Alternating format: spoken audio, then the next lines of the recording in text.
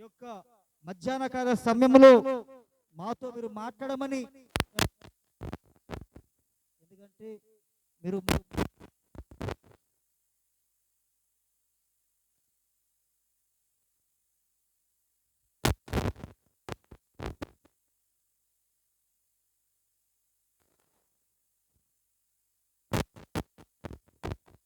దేవుని నామమున పరుస్తూ ఉండండి.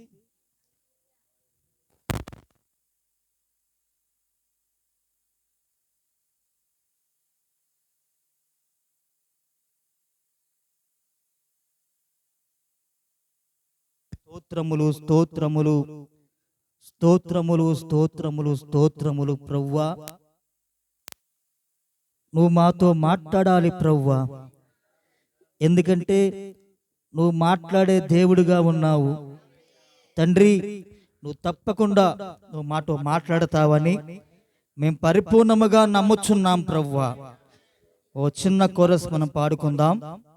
Only believe all things are possible. Only believe.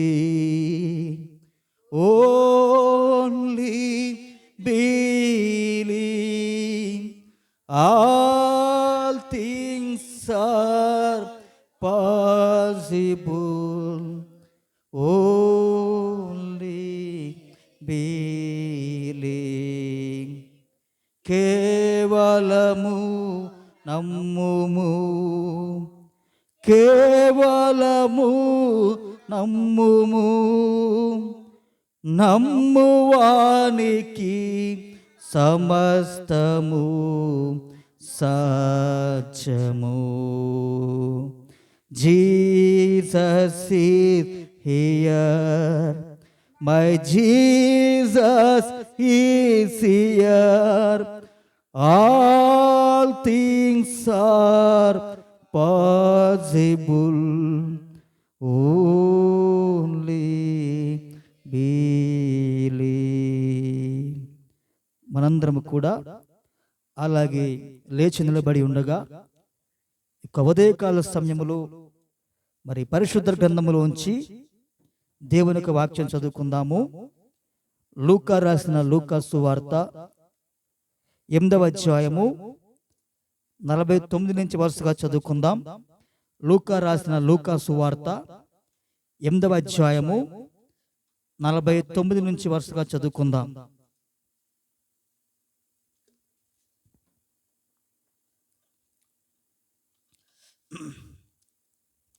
Page number 59. ఆయన ఇంకను మాట్లాడుచుండగా సమాజ మందిరపు అధికారి ఇంటి నుండి ఒకడు వచ్చి, నీ కుమార్తె చనిపోయినది, బోధకుని శ్రమ పెట్టవద్దని అతనితో చెప్పెను. యేసు ఆ మాట విని, భయపడవద్దు, నమ్మిక మాత్రముంచుము, ఆమె స్వస్థపరచబడునని అతనితో చెప్పి ఇంటికి వచ్చినప్పుడు పేతురు, యోహాను, యాకోబు అనువారిని, ఆ చిన్నదాని తల్లిదండ్రులను తప్ప మరెవరిని ఆయన లోపలికి రానియలేదు. అందరూ ఆమె నిమిత్తమై ఏడ్చుచు రొమ్ము కొట్టుకొనుచుండగా ఆయన వారితో, ఏడవవద్దు, ఆమె నిద్రిస్తున్నదే కాని చనిపోలేదని చెప్పెను. ఆమె చనిపోయిందని వారెరిగి ఆయనను అపహసించిరి. అయితే ఆయన ఆమె చెయ్యి పట్టుకొని చిన్నదాన లెమ్మని చెప్పగా ఆమె ప్రాణము తిరిగి వచ్చెను కనుక వెంటనే ఆమె లేచెను. అప్పుడు ఆయన ఆమెకు భోజనము పెట్టుడని ఆజ్ఞాపించెను. ఆమె తల్లిదండ్రులు విస్మయము నొందిరి. అంతటా ఆయన జరిగినది ఎవరితోనూ చెప్పవద్దని వారికి ఆజ్ఞాపించెను. దేవుడు ఈ లేఖనమును దీవించును గాక. చిన్న ప్రార్థన చేసుకుందాం. అత్యంత కృప కనికరమ కలిగిన మా గొప్ప యేసయ్య, ఈ ఉదయకాల సమయములో మరొక్కసారి నీకు లెక్కలేని వందనములు, స్తుతులు, స్తోత్రములు. అల్పులము, ఎందుకు పనికిరారు మారవని మమ్మల్ని ప్రేమించి ఇంతవరకు సజీవత లెక్కలో ఉంచి ప్రవ్వా తండ్రి మరి గడిచిన కాలమంతా కూడా దేవా ఒక కోడి ఎలాగైతే తన పిల్లలను ఆ రెక్కల కింద కాపాడుతూ ఉంటుందో ప్రభువా, తండ్రి నీ బలమైన హస్తముల కింద ఆ యొక్క యెహోవా రెక్కల కింద ప్రభువా నువ్వు మమ్మల్ని రక్షించి నువ్వు కాపాడి ప్రభువా మరొకసారి మిమ్మల్ని ఆరాధించే ఆ గొప్ప కృపను, ఆ గొప్ప భాగ్యమును దేవా మా అందరికీ నీవు ఇచ్చావు ప్రభువా. నిత్యముగా మరి దానిని బట్టి నీకు వందనాలు చెల్లించుకొంచున్నాము తండ్రి. మొదటిగా మా దోషములను, మా అతిక్రమములను, మా యొక్క ప్రతి పాపములను, మా యొక్క ప్రతి బలహీనతను కూడా దేవా మరి దయతో మీరు క్షమించమని ప్రభువా దగ్గర మేము వేడుకుంటున్నాము. ప్రతి ఒక్క దానిని కూడా నీ యొక్క ప్రశస్తమైన రక్తము కింద మేము పెడుతున్నాం ప్రభువా. దేవానికి వందనాలు చెల్లించుకొంచున్నాము. ఈ యొక్క ఉదయకాల సమయములో మీరు మాతో మాట్లాడమని మేము ప్రార్థిస్తున్నాం ప్రభువా. ఎందుకంటే నేను విద్య లేని వాడను, నోటి మాన్యము గలవాడను, జ్ఞానము లేని వాడను ప్రభువా.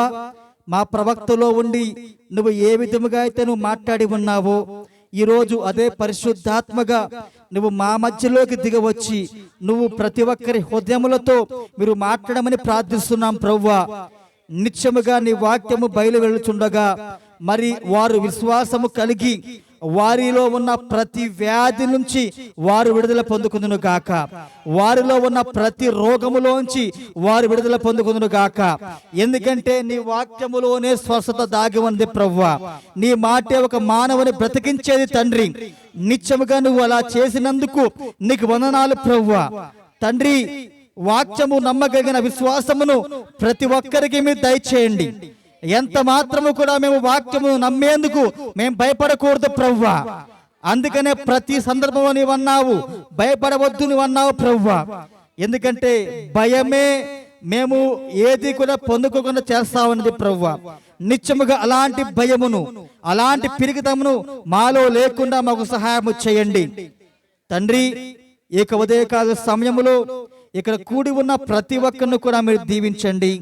ఈ పరిసర ప్రాంతములలో నిత్యముగా నీ పరిశుద్ధాత్మను మా మధ్యలో ఉంచమని, నీ కుమారులు నీ కుమార్తెలు ఇచ్చిన ప్రతి కానుకలను, ప్రతి దశమ భాగమును కూడా మీరు దీవించండి ప్రభువా. వారికి 10,000 రెట్లు ప్రతిఫలం మేము దయచేయమని ప్రార్థిస్తున్నాము. నిత్యముగా వారి జీవితములలో వారు ఏ ఏ అవసరాలు కలిగి ఉన్నారో ప్రతి అవసరము నీకు తెలిసే ఉన్నది ప్రభువా. వారి యొక్క ప్రతి అవసరము కూడా యేసుక్రీస్తు నామములో అది తీర్చబడును గాక. నిత్యముగా ఈ యొక్క ఉదయకాల సమయములో మమ్మల్ని మేము పరిపూర్ణంగా నీకు సమర్పించుకుంటున్నాము. నీవు మాతో మాట్లాడి సమస్తమైన ఘనత, మహిమ, ప్రభావములు నీవు మాత్రమే పొందుకొనమని మా ప్రభువైన యేసుక్రీస్తు నామములోనే ప్రార్థించి అడుగుచున్నాము. ఆమేన్. మంచిది. దయచేసి అందరూ ఇక్కడ కూర్చోండి. ఇక ఉదయకాల సమయములో మరి ప్రభువైన యేసుక్రీస్తు నామములో మీ అందరికీ యొక్క శుభములు తెలియజేస్తున్నాం ప్రియులారా. దేవుడు ప్రతి ఒక్కరిని కూడా దీవించును గాక. హల్లెలూయా. అందరు సంతోషంగా ఉన్నారా? అందరూ బాగున్నారా? అందరూ ఒకసారి గట్టిగా ఆమేన్ చెప్పండి. ఎందుకంటే మనం దేవుణ్ణి ఎక్కువగా మన పూర్ణ ఆత్మతో, పూర్ణ శక్తితో, పూర్ణ బలముతో మనం దేవుణ్ణి ఆరాధించాలి. సగం శక్తి కాదు. వాక్యం అంటా ఉన్నది పూర్ణ ఆత్మతో, పూర్ణమైన శక్తితో, పూర్ణమైన బలముతో మనం దేవుణ్ణి ఆరాధించాలి. ఆమేన్. దేవుడు ఈ రోజు మనకు ఆరోగ్యం ఇచ్చిందే ఆయనను ఆరాధించేందుకు. దేవుడు మనకు స్వరం ఇచ్చిందే ఆయన పాటలు పాడేందుకు. దేవుడు ఈ రోజు మనకు బలం ఇచ్చింది ఎందుకని? ఆయనను గట్టిగా స్తుతించేందుకు ఇచ్చాడు ఆయన. హల్లెలూయా. కాబట్టి ఈరోజు వధువు మనము ఎంత పూర్ణముగా దేవుని ఆరాధించగలమో అంత గట్టిగా మనం దేవుని ఆరాధించాలి. హల్లెలూయా. ఎందుకంటే చూడండి, మీరు ఆ పొయ్యిలో మనం ఏం చేస్తా ఉంటాం? కట్టెలు వేస్తా ఉంటాం, అవునా? పొయ్యి మండాలంటే ఏ కట్టెలు కావాలా? ఎండు కట్టెలు కావాలా? ఉంటున్నారు అందరూ కూడా. సంఘములో కూడా కొన్ని ఎండిపోయిన కర్రలు ఉంటాయి, కొన్ని పచ్చి కర్రలు ఉంటాయి, అవునా? ఎప్పుడైతే మనము ఆ ఆ పొయ్యిలో ఎండు కట్టెలు వేస్తామో అప్పుడు ఏమవుతా ఉంటది, ఆ అగ్ని ఆ మంట మండుతా ఉంటది. అవునా? ఆ ఆ మంటలో నువ్వు పచ్చి కట్టెలు, అదవుతున్న మాట, పచ్చి కర్రలు, ఆ పచ్చి కట్టెలు వేస్తే ఏమవుతుంది, ఆ మంటకి పచ్చి కట్టెలు కూడా అంటుకొని అవి కూడా కలిసి మండుతా ఉంటాయి. హల్లెలూయా. ఇప్పుడు సంఘములో కూడా పచ్చి కట్టెలు ఉంటాయి, ఎండు కట్టెలు ఉంటాయి. అవునా? ఇప్పుడు ఎండు కట్టెలు అవి మండుతా ఆమెను చెబుతా ఉంటారు. ఎండు కట్టెలు వారు వారు మండుతా దేవుణ్ణి వాళ్ళు స్తుతిస్తూ ఉంటారు. ఎండు కట్టెలు వారు అగ్నితో మన్నించబడతా ఉంటారు. హల్లెలూయా. ఇప్పుడు పూర్ణ బలముతో ఆరాధించిన కొన్ని పచ్చి కట్టెలు ఉంటాయి అక్కడ. అవునా?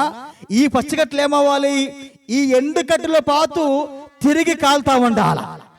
వీళ్ళకున్న అగ్ని ఈ పచ్చిగా ఉన్న కట్టెలకు కూడా అంటుకోవాలా. హల్లెలూయా. కాబట్టి ఆ పరిశుద్ధాత్మ అగ్ని ఎప్పుడైతే ఆ యొక్క పచ్చి కట్టెలకు అంటుకుంటుందో అప్పుడు అది మెల్లిగా రాజుకొని అది మండుతో మొదలవుతా ఉంటది. అవునా? హల్లెలూయా. కాబట్టి సంఘములో ఆ దేవుని మనము గట్టిగా ఆరాధించాలా. కొన్ని పచ్చి కట్టెలు ఉంటాయి, అవి మండవసల. ఆమేన్. మన మంట వాటి కట్టుకోవాలా. వాళ్ళకి అంటుకొని వాళ్ళు కూడా ఏమవ్వాలి, వాటితో పాటు కాలిపోతా ఉండాలా. హల్లెలూయా. అందుకని వాక్యం అంటామది, ఓ ఇశ్రాయేలు, నీ దేవుడైన యెహోవా అద్వితీయుడైన యెహోవా. అద్వితీయుడు అంటే అర్థము, ద్వితీయత లేనివాడు, దేవుడు ఒక్కడే ఉన్నాడు ఆయన. ఆమేన్. కాబట్టి నీ దేవుడైన యెహోవాను పూర్ణ శక్తితోను, పూర్ణ బలముతోను, పూర్ణమైన ఆత్మతోను మనం ఆరాధించాలి. ఆమేన్.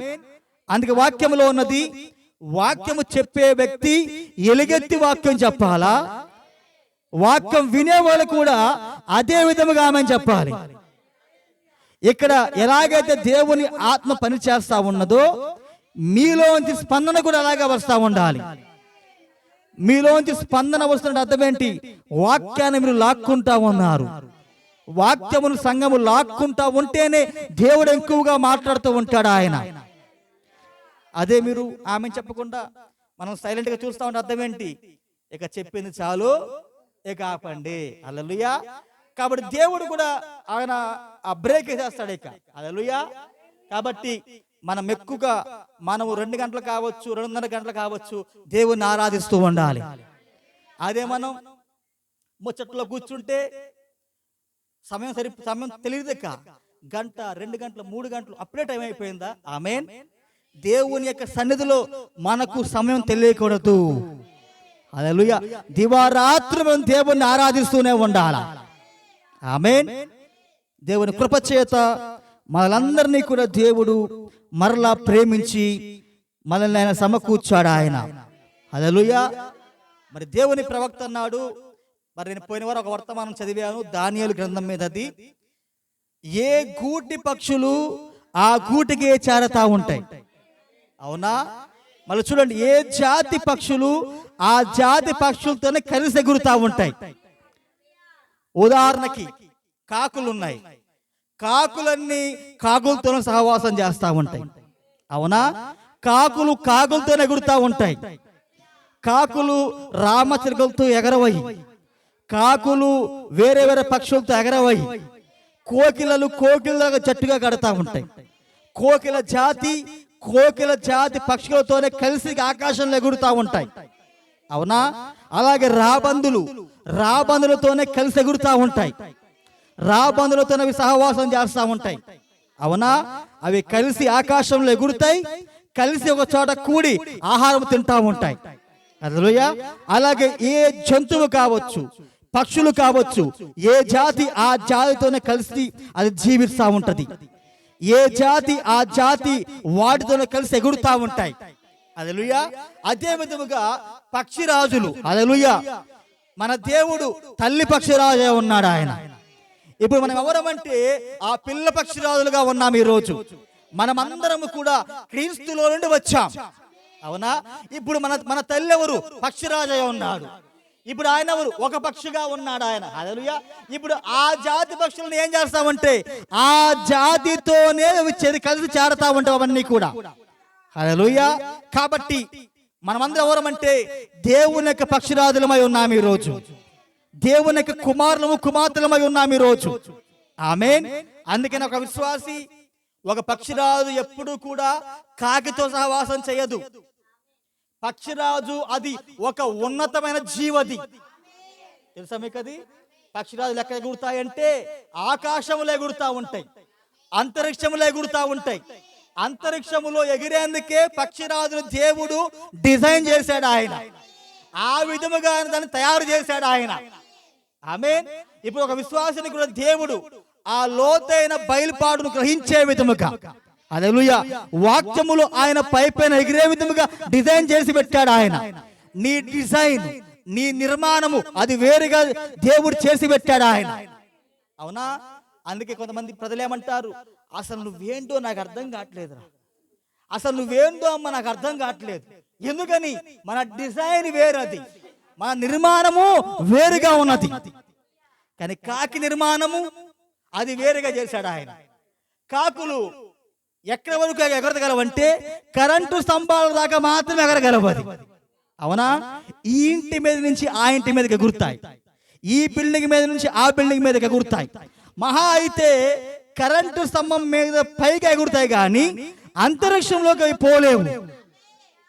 ఒకవేళ పక్షిరాజుతో కలిసి అవి అంతరిక్షంలోకి ఎగురుతామని ట్రై చేస్తాం అనుకోండి, ఆమేన్, చూడండి, పైకి వెళ్ళే కొలది గాలి యొక్క ఒత్తిడి పెరుగుతూ ఉంటది. అవునా? గాలి ఒత్తిడి అది పీడనము ఎక్కువగా ఉంటది. ఒకవేళ కాకి ఇలా అనుకొని నేను ఆ పక్షిరాజుతో కలిసి ఎగురుదామని అది వెళ్ళింది అనుకో, ఆ గాలి పీడనానికి, ఆ గాలి ఒత్తిడికి కాకి యొక్క రెక్కలు అవి ముక్కలు ముక్కలుగా అయిపోతా ఉంటాయి. కాకి యొక్క ఆ బాడీ మొత్తము కూడా పీస్ అయిపోతా ఉంటది. ఎందుకని? అంత ఎత్తులోకి ఎగిరేందుకు కాకి డిజైన్ చేయబడలేదు. ఆ ఎత్తులో, ఆ అంతరిక్షంలో ఎగిరేందుకు ఒక పక్షిరాజును మాత్రమే దేవుడు నిర్మాణం చేశాడు ఆయన. ఇప్పుడు డినామినేషన్లు కూడా పక్షిరాజులు వారు వెంబడించాలనుకుంటారు, కానీ వారి వాక్యం యొక్క లోతులోకి పోలేరు వాళ్ళు. హల్లెలూయా. ఎందుకని? వాళ్ళ నిర్మాణం వేరు, మన నిర్మాణం వేరిది. హల్లెలూయా. కాబట్టి వాళ్ళు వస్తే ఏమైతుంది, వాళ్ళు ట్రై చేస్తారు, కానీ వాక్యానికి వాళ్ళు తప్పుడు అర్థం ఇస్తూ ఉంటారు వాళ్ళు. ఎందుకంటే వాళ్ళు వాక్యం యొక్క లోతులోనికి, వాళ్ళు వాక్యం యొక్క పైలోకి వాళ్ళు వెళ్ళలేరు వాళ్ళు. హల్లెలూయా. కానీ పక్షిరాజు వాక్యం యొక్క లోతులోనికి దేవుడు నడిపిస్తూ ఉంటాడు ఆయన. అందుకనే మన నిర్మాణం వేరు, మన డిజైన్ వేరది. కానీ వాళ్ళ నిర్మాణం వేరు, వాళ్ళ డిజైన్ వేరది. హల్లెలూయా. అంత వాక్యం అర్థం అవుతున్నదా? అందుకే వాక్యం అన్నది తాజా ఆహారం ఎక్కడ ఉంటుందో పక్షిరాజులు అక్కడ పోగవుతావని. చదవండి ఒకసారి, వాక్యంలోకి వెళ్తాను. లూకా సువార్త 17వ అధ్యాయము, లూకా సువార్త 17వ అధ్యాయము 37. అమ్మా, లూకా సువార్త 17:37.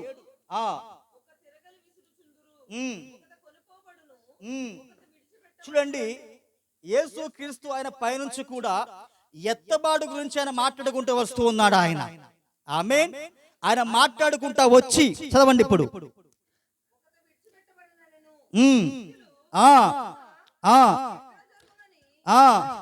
చూడండి, శిష్యులు ఒక ప్రశ్న అడిగారు యేసుని, ప్రభువా ఎప్పుడు జరుగుతాయని కాదు, ఆమేన్, ఈ ఎత్తబాటు అనేది ఎక్కడ జరిగింది అని క్వశ్చన్ వేస్తా ఉన్నారు వాళ్ళు. ఎవరిని? యేసుని వాళ్ళు. హల్లెలూయా. చదవండి. ఆయన, చూడండి, తెలుగులో పీనుగా ఉన్నది, కానీ ఇంగ్లీష్ బైబిల్లో బాడీ అంటే ఏంటి? శరీరము. ఆమేన్. శరీరము. అందుకే యేసేమన్నాడు, నా శరీరము తిని నా రక్తము త్రాగువాడు నిత్య జీవాన్ని పొందుకుంటాడు. అంటే దేవుడే వాక్యము, వాక్యమే దేవుడిగా ఉన్నాడు. హల్లెలూయా. ఇప్పుడు వాక్యము అనగా శరీరము ఎక్కడ ఉంటుందో, ఆమేన్, అక్కడ పక్షిరాజులు పోగవుతా ఉంటాయి. గెద్దలు కాదు, ఈగల్స్. హల్లెలూయా. పక్షిరాజులు పోగవుతా ఉంటాయి అక్కడ. అంటే వాక్యము ఎక్కడ ఉంటుందో అక్కడ పక్షిరాజులు ఉంటవి. వాక్యము ఎక్కడ ఉంటుందో అక్కడ మాత్రమే ఎత్తబాటు తిరుగుతూ ఉంటుంది అక్కడ. హల్లెలూయా. అందుకని ఇవి ఎక్కడ జరుగుతాయి అన్నారు కానీ ఎప్పుడు జరుగుతాయని కాదు. ఎక్కడ జరుగుతాయి ప్రభు అని వాళ్ళు దేవుని ప్రశ్న అడిగినప్పుడు అప్పుడు ఇలా అంటున్నాడు, ఎక్కడైతే వాక్యము ఉంటుందో అక్కడ ఎత్తబాటు జరుగుతుంది. ఎక్కడైతే వాక్యము ఉంటుందో అక్కడ పక్షిరాజులు మొత్తం పోగవుతా ఉంటవి. హల్లెలూయా. ఇప్పుడు మన ఆహారం ఏంటి? వాక్యమే తాజా ఆహారముగా ఉన్నది. దేవుడు ఈ కాలమును పంపిన వర్తమానమే తాజా ఆహారం అది. హల్లెలూయా. ఇప్పుడు ఈ వర్తమానములో ఎవరైతే ఉంటారో, ఆమేన్, వాక్యములో ఎవరైతే ఉంటారో, ఎవరైతే తిరిగి జన్మిస్తారో వాళ్ళు మాత్రమే వాక్య ఎత్తబాటులో ఉంటారు. వాళ్ళు వాక్యానికి బయట ఎత్తబాటు లేదు, రక్తమునకు బయట ఎత్తబాటు లేదు, రక్తమునకు బయట పాప క్షమాపణ లేదు. ఆమేన్. వాక్యమన్నా రక్తమన్నా ఒకటే. హల్లెలూయా. వాక్యానికి బయట ఎత్తబాటు లేదు, రక్తానికి బయట పాప క్షమాపణ లేదు, రక్తానికి బయట ప్రాయశ్చిత్తము లేదు. రక్తములోనే ఒక పాపికి పాప క్షమాపణ దాగి ఉన్నది. హల్లెలూయా. కాబట్టి అందుకే యేసు అన్నాడు, పక్షిరాజులు మాంసం ఎక్కడ ఉంటుందో, వాక్యము ఎక్కడ ఉంటుందో అనగా ఈ గడియ వర్తమానం ఎక్కడ ఉంటుందో అక్కడే ఎత్తబాటు జరుగుతూ ఉంటది. హల్లెలూయా. ఇప్పుడు సంఘ శాఖల ఎత్తబాటు ఉన్నదా? నథింగ్. ఎందుకు లేదంటే వాక్యము లేదు కాబట్టి అక్కడ. హల్లెలూయా. కాబట్టి ఒక మానవుడు ఎత్తబడాలి అంటే ఎక్కడికి రావాలి? వాక్యములోకి రావాలి, ఆ మాంసము దగ్గరికి రావాలా. హల్లెలూయా. అందుకే మనందరము ఒక చిన్న గుంపుగా, ఒక పక్షిరాజుల సమూహముగా మనం కూడుకున్నాం ఇక్కడ. పక్షిరాజులేనా? ఈ పక్షిరాజులేనా? నమ్ముతున్నారా? యెహోవా మన తల్లి పక్షిరాజుగా ఉన్నాడు, మనం పిల్ల పక్షిరాజులుగా ఉన్నాం. మన నిర్మాణమే వేరు, మన డిజైనే వేరు. ఆమేన్. అందుకే లోకానికి మనం మాట్లాడే మాటలు పిచ్చిగా అనిపిస్తాయి, వాళ్ళకి మనం అర్థం కావు. ఎందుకని? మన నిర్మాణమే వేరు కాబట్టి. మన యేసుక్రీస్తు ఎవరికి అర్థం కాల, ఆయన మాటలు ఎవరికి అర్థం కాల. ఎవరికి అర్థమైంది? చేపలు పట్టే వాళ్ళకి అర్థమైంది, వ్యభిచారులకు అర్థమైంది. అవునా? హల్లెలూయా. అగో ఆ ట్యాక్స్ ఆఫీసర్లకు అర్థమైనాయి అక్కడ. వ్యభిచారులకు, చేపలు పట్టేటోళ్లకు, వేసలకు యేసయ్య మాట అర్థమైనాయి. కానీ గొప్ప గొప్ప బైబిల్ పండితులకు వాక్యం అర్థం కాల.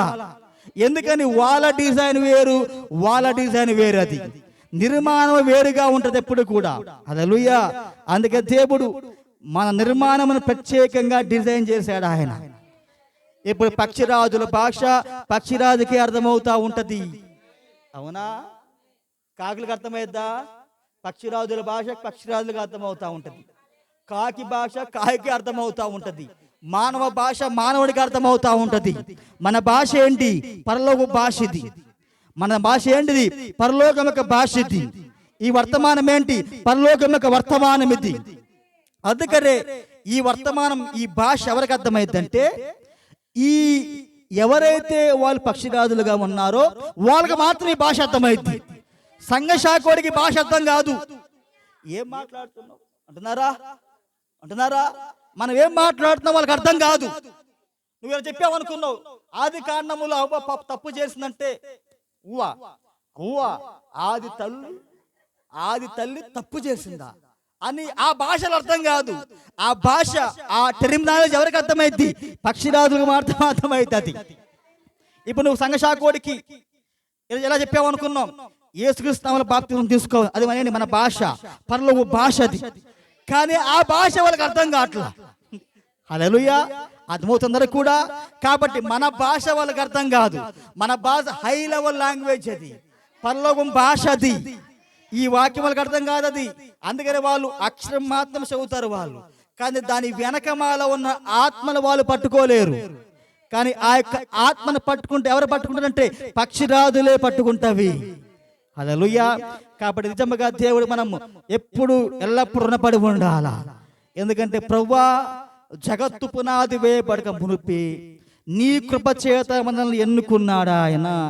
ఎవరికి లేని గొప్ప ధన్యత మనకిచ్చి ఉన్నాడా ఆయన. హల్లెలూయా. అందరికడే ఉన్నారా? చూడండి, మనం ఈరోజు చాలా చాలా చివరి కాలంకి వచ్చేసాం ఇక. ఆమేన్. ఇప్పుడు మొత్తము ఈ పోప్ అనేటోడు ఈ ప్రపంచమును మొత్తము కూడా వాడు ఒక ఒక నూతన ప్రపంచ విధానంలోకి వాడు తీసుకుని రాబోతూ ఉన్నాడు. నేను మొన్ననే మెసేజ్ చదివాను. ఒక మెసేజ్ ఎవరో ఒక సహోదరి జర్మనీ నుంచి ఒక వ్యక్తికి పంపించారు మెయిల్. ఆ మెయిల్ వాళ్ళు ఆ సేవకులకు గ్రూపులో పెట్టారు. ఆమేన్.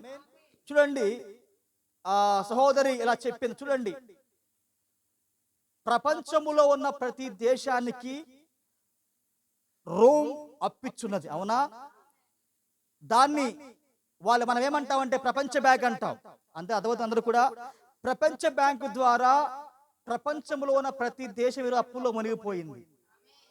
చూడండి, వాడిప్పుడు ఏం చేస్తా ఉన్నారంటే మీరు ఎలాగైనా సరే మరలా తిరిగి అప్పు కట్టేమని ఈ జర్మనీ దేశంలో ఆ పోపు వాళ్ళని బలవంతం చేస్తూ ఉన్నాడు. ఆయన వాక్యంలో ఒక మాట ఉంది, సామెతల గ్రంథంలో, అప్పు తీసుకున్నటోడు అప్పు ఇచ్చినవాడికి బానిస.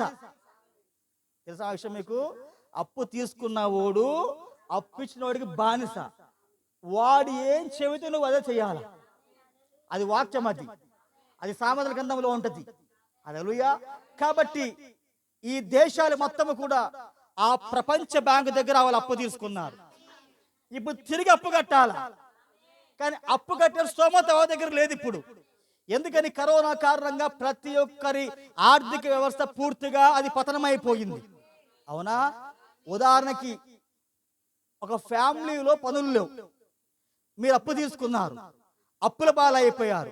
అప్పులో మిమ్మల్ని బలవంతం చేస్తా ఉన్నారు. ఏమని? తిరిగి మరలా అప్పు కట్టమని.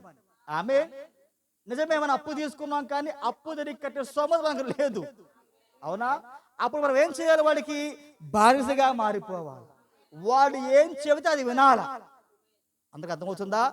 కాబట్టి ఆ జర్మనీ దేశమును వాళ్ళు ఏం చేస్తా ఉన్నారంటే మీరు ఎలాగైనా సరే అప్పు కట్టేయండి. అప్పు కట్టడానికి కండిషన్ వాళ్ళది. అప్పుడు ఏం చేయాలి? దేశం మొత్తం కూడా ఆ పోపు యుద్ధకు వెళ్ళాలి వీళ్ళిద్దరు అందరూ కూడా. అవునా? దేశం మొత్తమే ఆ పోపు యొక్క చట్టానికి లోబడాలి. ఇప్పుడు ఒక దేశం మాత్రమే కాదు, అన్ని దేశాల కండిషన్ కూడా అదే ఇప్పుడు. ఎందుకంటే వాక్యం అది. హల్లెలూయా. ఇప్పుడు అన్ని దేశాలు ఏమవ్వాలి? ఆ పోపు దగ్గరికి వాళ్ళు వెళ్ళి లోబడిపోవాలా. ఎందుకంటే ఎట్టగా అప్పు కట్టలేం. ఆమేన్. కాబట్టి ఏం చేయాలి? వాళ్ళ యొక్క చట్టానికి వారు లోబడిపోవాల్సిందే. ఆమేన్. చూడండి, జర్మనీ దేశంలో ఒక కొత్త చట్టాన్ని ఆ దేశం తీసుకొచ్చింది. ఏంటంటే ఇది వార్తాపత్రికల్లో, ఎందుకంటే వార్తాపత్రికలు మొత్తము కూడా ఆ గవర్నమెంట్ యొక్క చేతి కింద ఉంటాయి. ఏ విషయాలు వాళ్ళు వెయ్యాలో ఆ విషయాలు ముఖ్యంగా వాళ్ళు వెయ్యరు. వాళ్ళు అదవుతుందరూ కూడా. ఉదాహరణ చూడండి, corona first wave second wave లో టీవీ వాళ్ళు ఎంత హడావుడి చేశారు, న్యూస్ ఛానల్స్ వాళ్ళు. ఆమేన్. ఎందుకని వాళ్ళు అంత హడావుడి చేశారంటే ఇట్స్ ఎ ట్రాప్. అది ఒక వ్యాపారం అది. అవునా? ప్రపంచ వ్యాపారం దాని మీద ఆధారపడి ఉన్నది అది. ఎందుకంటే నిన్ను భయపెడితేనే నువ్వు ఆ మెడిసిన్ కొనుక్కుంటావు. అందుకని కదా ప్రజలు చాలా మంది ఏం చేశారు? భయపడి కొన్ని కోట్లు దానికోసం, ఆ ఆరోగ్యం కోసం ఖర్చు పెట్టారు ఆసుపత్రులకి వెళ్ళి. అవునా? నువ్వు భయపడితేనే ఏం చేస్తావు? వ్యాక్సినేషన్ వేయించుకుంటావు. అవునా? చాలా మంది చదువులేదు కాబట్టి ఇండియా దేశంలో వ్యాక్సినేషన్ వేయించుకుంటే నాకు ఆ కరోనా రాదు అని చాలా మంది ఏం చేశారు? ఆ వ్యాక్సినేషన్ వేయించుకున్నారు. అదేంటి? కొన్ని లక్షల కోట్ల వ్యాపారం అది. అప్పుడు ప్రభుత్వాలు ఏం చేస్తున్నాయి?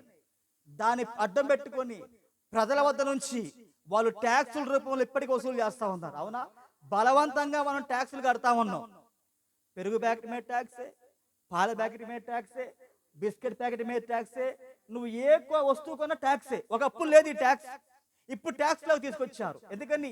ఆ కరోనా పేరు చెప్పి. హల్లెలూయా. నువ్వు బలవంతంగా కడతా ఉన్నావు, తప్పదిక. నీకు ఇష్టం లేకపోయినా ఇంట్లో సబ్బు అయిపోయింది, ఏం చేస్తావు? ఆ ట్యాక్స్ ఉంది, బలవంతంగా నువ్వు కొనాల్సింది ఇష్టం లేకపోయినా. అవునా? అవి లేకపోతే పని జరిగిద్దా? పని జరగదు. హల్లెలూయా. బలవంతముగా ఆ సిస్టంలోకి ప్రపంచంలో ఉన్న ప్రతి మానవుని కూడా ఆ సిస్టంలో అలవాటు చేశాడు ఇప్పుడు ఎవరు? గవర్నమెంట్ వాళ్ళు. ఇప్పుడు జరగబోయే దానికి అదొక ముంగుర్తది. హల్లెలూయా. అందరూ కూడా ఇప్పుడు జర్మనీ దేశంలో వాళ్ళు ఏం చేశారంటే మీ బ్యాంక్ అకౌంట్లో మీరు ఎంత డబ్బు దాచుకున్నారో మీ ప్రమేయం లేకుండానే ప్రభుత్వానికి తీసుకునే హక్కు వాళ్ళకు ఉంది. తెలుసా మీకు ఆ సంగతి? అది మన దేశంలో కూడా రావాల్సింది, కొంచెం ఆగింది అక్కడ. ఇంకోసారి కనుక గెలిస్తే ఆ చట్టం పార్లమెంట్లో జరిగి తీరిద్ది. నువ్వు అనుకుంటావు నా పాస్బుక్ లో 10 లక్షల రూపాయలు అక్కడ రాయబడి ఉంటది. పాస్బుక్ తీసుకొని బీరువాలో పెట్టుకుంటావు, కబోర్డ్లో పెట్టుకుంటావు, రోజు చూసుకుంటా ఉంటావు, నా పాస్బుక్ బ్యాంక్ అకౌంట్ లో 10 లక్షల రూపాయలు ఉన్నాయి నువ్వు అనుకుంటావు. కానీ బ్యాంక్ అకౌంట్ లో డబ్బు ఏమైతే తెలుసా? నీకు తెలియకుండానే అధికారికంగా గవర్నమెంట్ వాళ్ళు కొట్టేస్తారు అక్కడ. నువ్వు వెళ్ళి అడిగావు అనుకో, అదవుతుందా? అవునమ్మా, ఇది గవర్నమెంట్ యొక్క చట్టం, ఇది నువ్వు బ్యాంక్ అకౌంట్ ఓపెన్ చేసేటప్పుడు అంటే మనం ఏం చేస్తాం? సంతకాలు పెడతా ఉంటాం. అవునా? వాళ్ళు పెట్టమన్న చోటల్లో మనం సంతకాలు పెడతా ఉంటాం. దాంట్లో ఏముంటే మనం చదువుకోం. అవునా? ఆ లెక్క సంతకం పెట్టమంటే అక్కడ సంతకం పెడతాం. ఎప్పుడు? బ్యాంక్ అకౌంట్ ఓపెన్ చేసేటప్పుడు. అవునా? అది దేనికి ముంగుడుతూ అన్నింటికి నువ్వు ఒప్పుకొని పెడుతున్నావు అక్కడ. అమ్మా, నువ్వు ఆల్రెడీ అన్నిటికి ఒప్పుకున్నావు కాబట్టి అధికారికంగా మన డబ్బు ఏమైంది? దొంగోడు కొట్టేశాడు అక్కడ. హల్లెలూయా. కాబట్టి ఇప్పుడు ఆ చట్టం ప్రతి దేశానికి రాబోతా ఉన్నది. ఆమేన్. అందుకే యేసయ్యమన్నాడు, పరలోక రాజ్యములో మీ డబ్బు దాచిపెట్టుకోండి అన్నాడు ఆయన. బ్యాంకులో పెట్టుకున్నావు అనుకో, అధికారికంగా దొంగలు కొట్టేస్తా ఉంటారు అందరూ కూడా. అందుకే యేసయ్యమన్నాడు, పరలోక రాజ్యములో మీ ధనము దాచిపెట్టుకోండి, అక్కడ చెమట చిమ్మెట పట్టదు, తుప్పు కూడా పట్టదు. హల్లెలూయా. దొంగలు కన్నం వేసి దొంగిలించరు అక్కడ. అదే దేవుని రాజ్యంలో పెట్టుబడి మనం పెట్టాలి. ఎప్పుడు కూడా దేవుని రాజ్యంలో పెట్టుబడి పెట్టినట్లయితే, మనం 100 రూపాయలు పెట్టినట్లయితే ఆయన 10,000 రెట్లు ప్రతిఫలం ఇస్తూ ఉంటాడు ఆయన. అదే బ్యాంకులో పెట్టుకుంటే నీకు తెలియకుండా ప్రభుత్వాలే వాళ్ళే అధికారికంగా కొట్టేసే చట్టం రాబోతా ఉంది. అంటే నీ డబ్బు నువ్వు తీసుకెళ్ళి వాళ్ళ చేతుల్లో పెడతా ఉన్నావు. ఆమేన్. కాబట్టి ఆ చట్టం ప్రతి దేశంలో కూడా రాబోతా ఉన్నది. అర్థమవుతుందిరా? ఒక దేశంలో వచ్చిందంటే అది మొత్తానికి పాకిపోతా ఉన్నది. కరోనా ఒక దేశంలో వచ్చింది, ఏమైంది? మొత్తానికి పాకిపోయింది. అవునా? ఏ దేశంలో చట్టం మొదలైతే ఆ చుట్టుపక్కల ప్రతి దేశంలో చట్టం మొదలవుతా ఉంటది. హల్లెలూయా. కాబట్టి ఆ జర్మనీ దేశంలో ఆ చట్టం మొదలైపోయింది ఎప్పటికీ. అందుకనే నువ్వు బ్యాంకుకు పోయి డబ్బులు అడిగినా కానీ వాళ్ళ సంబంధం ఉండదు అక్కడ. హల్లెలూయా. కాబట్టి మనం ఇప్పుడు ఈ చివరి కాలంలో ఏం చేయాలా?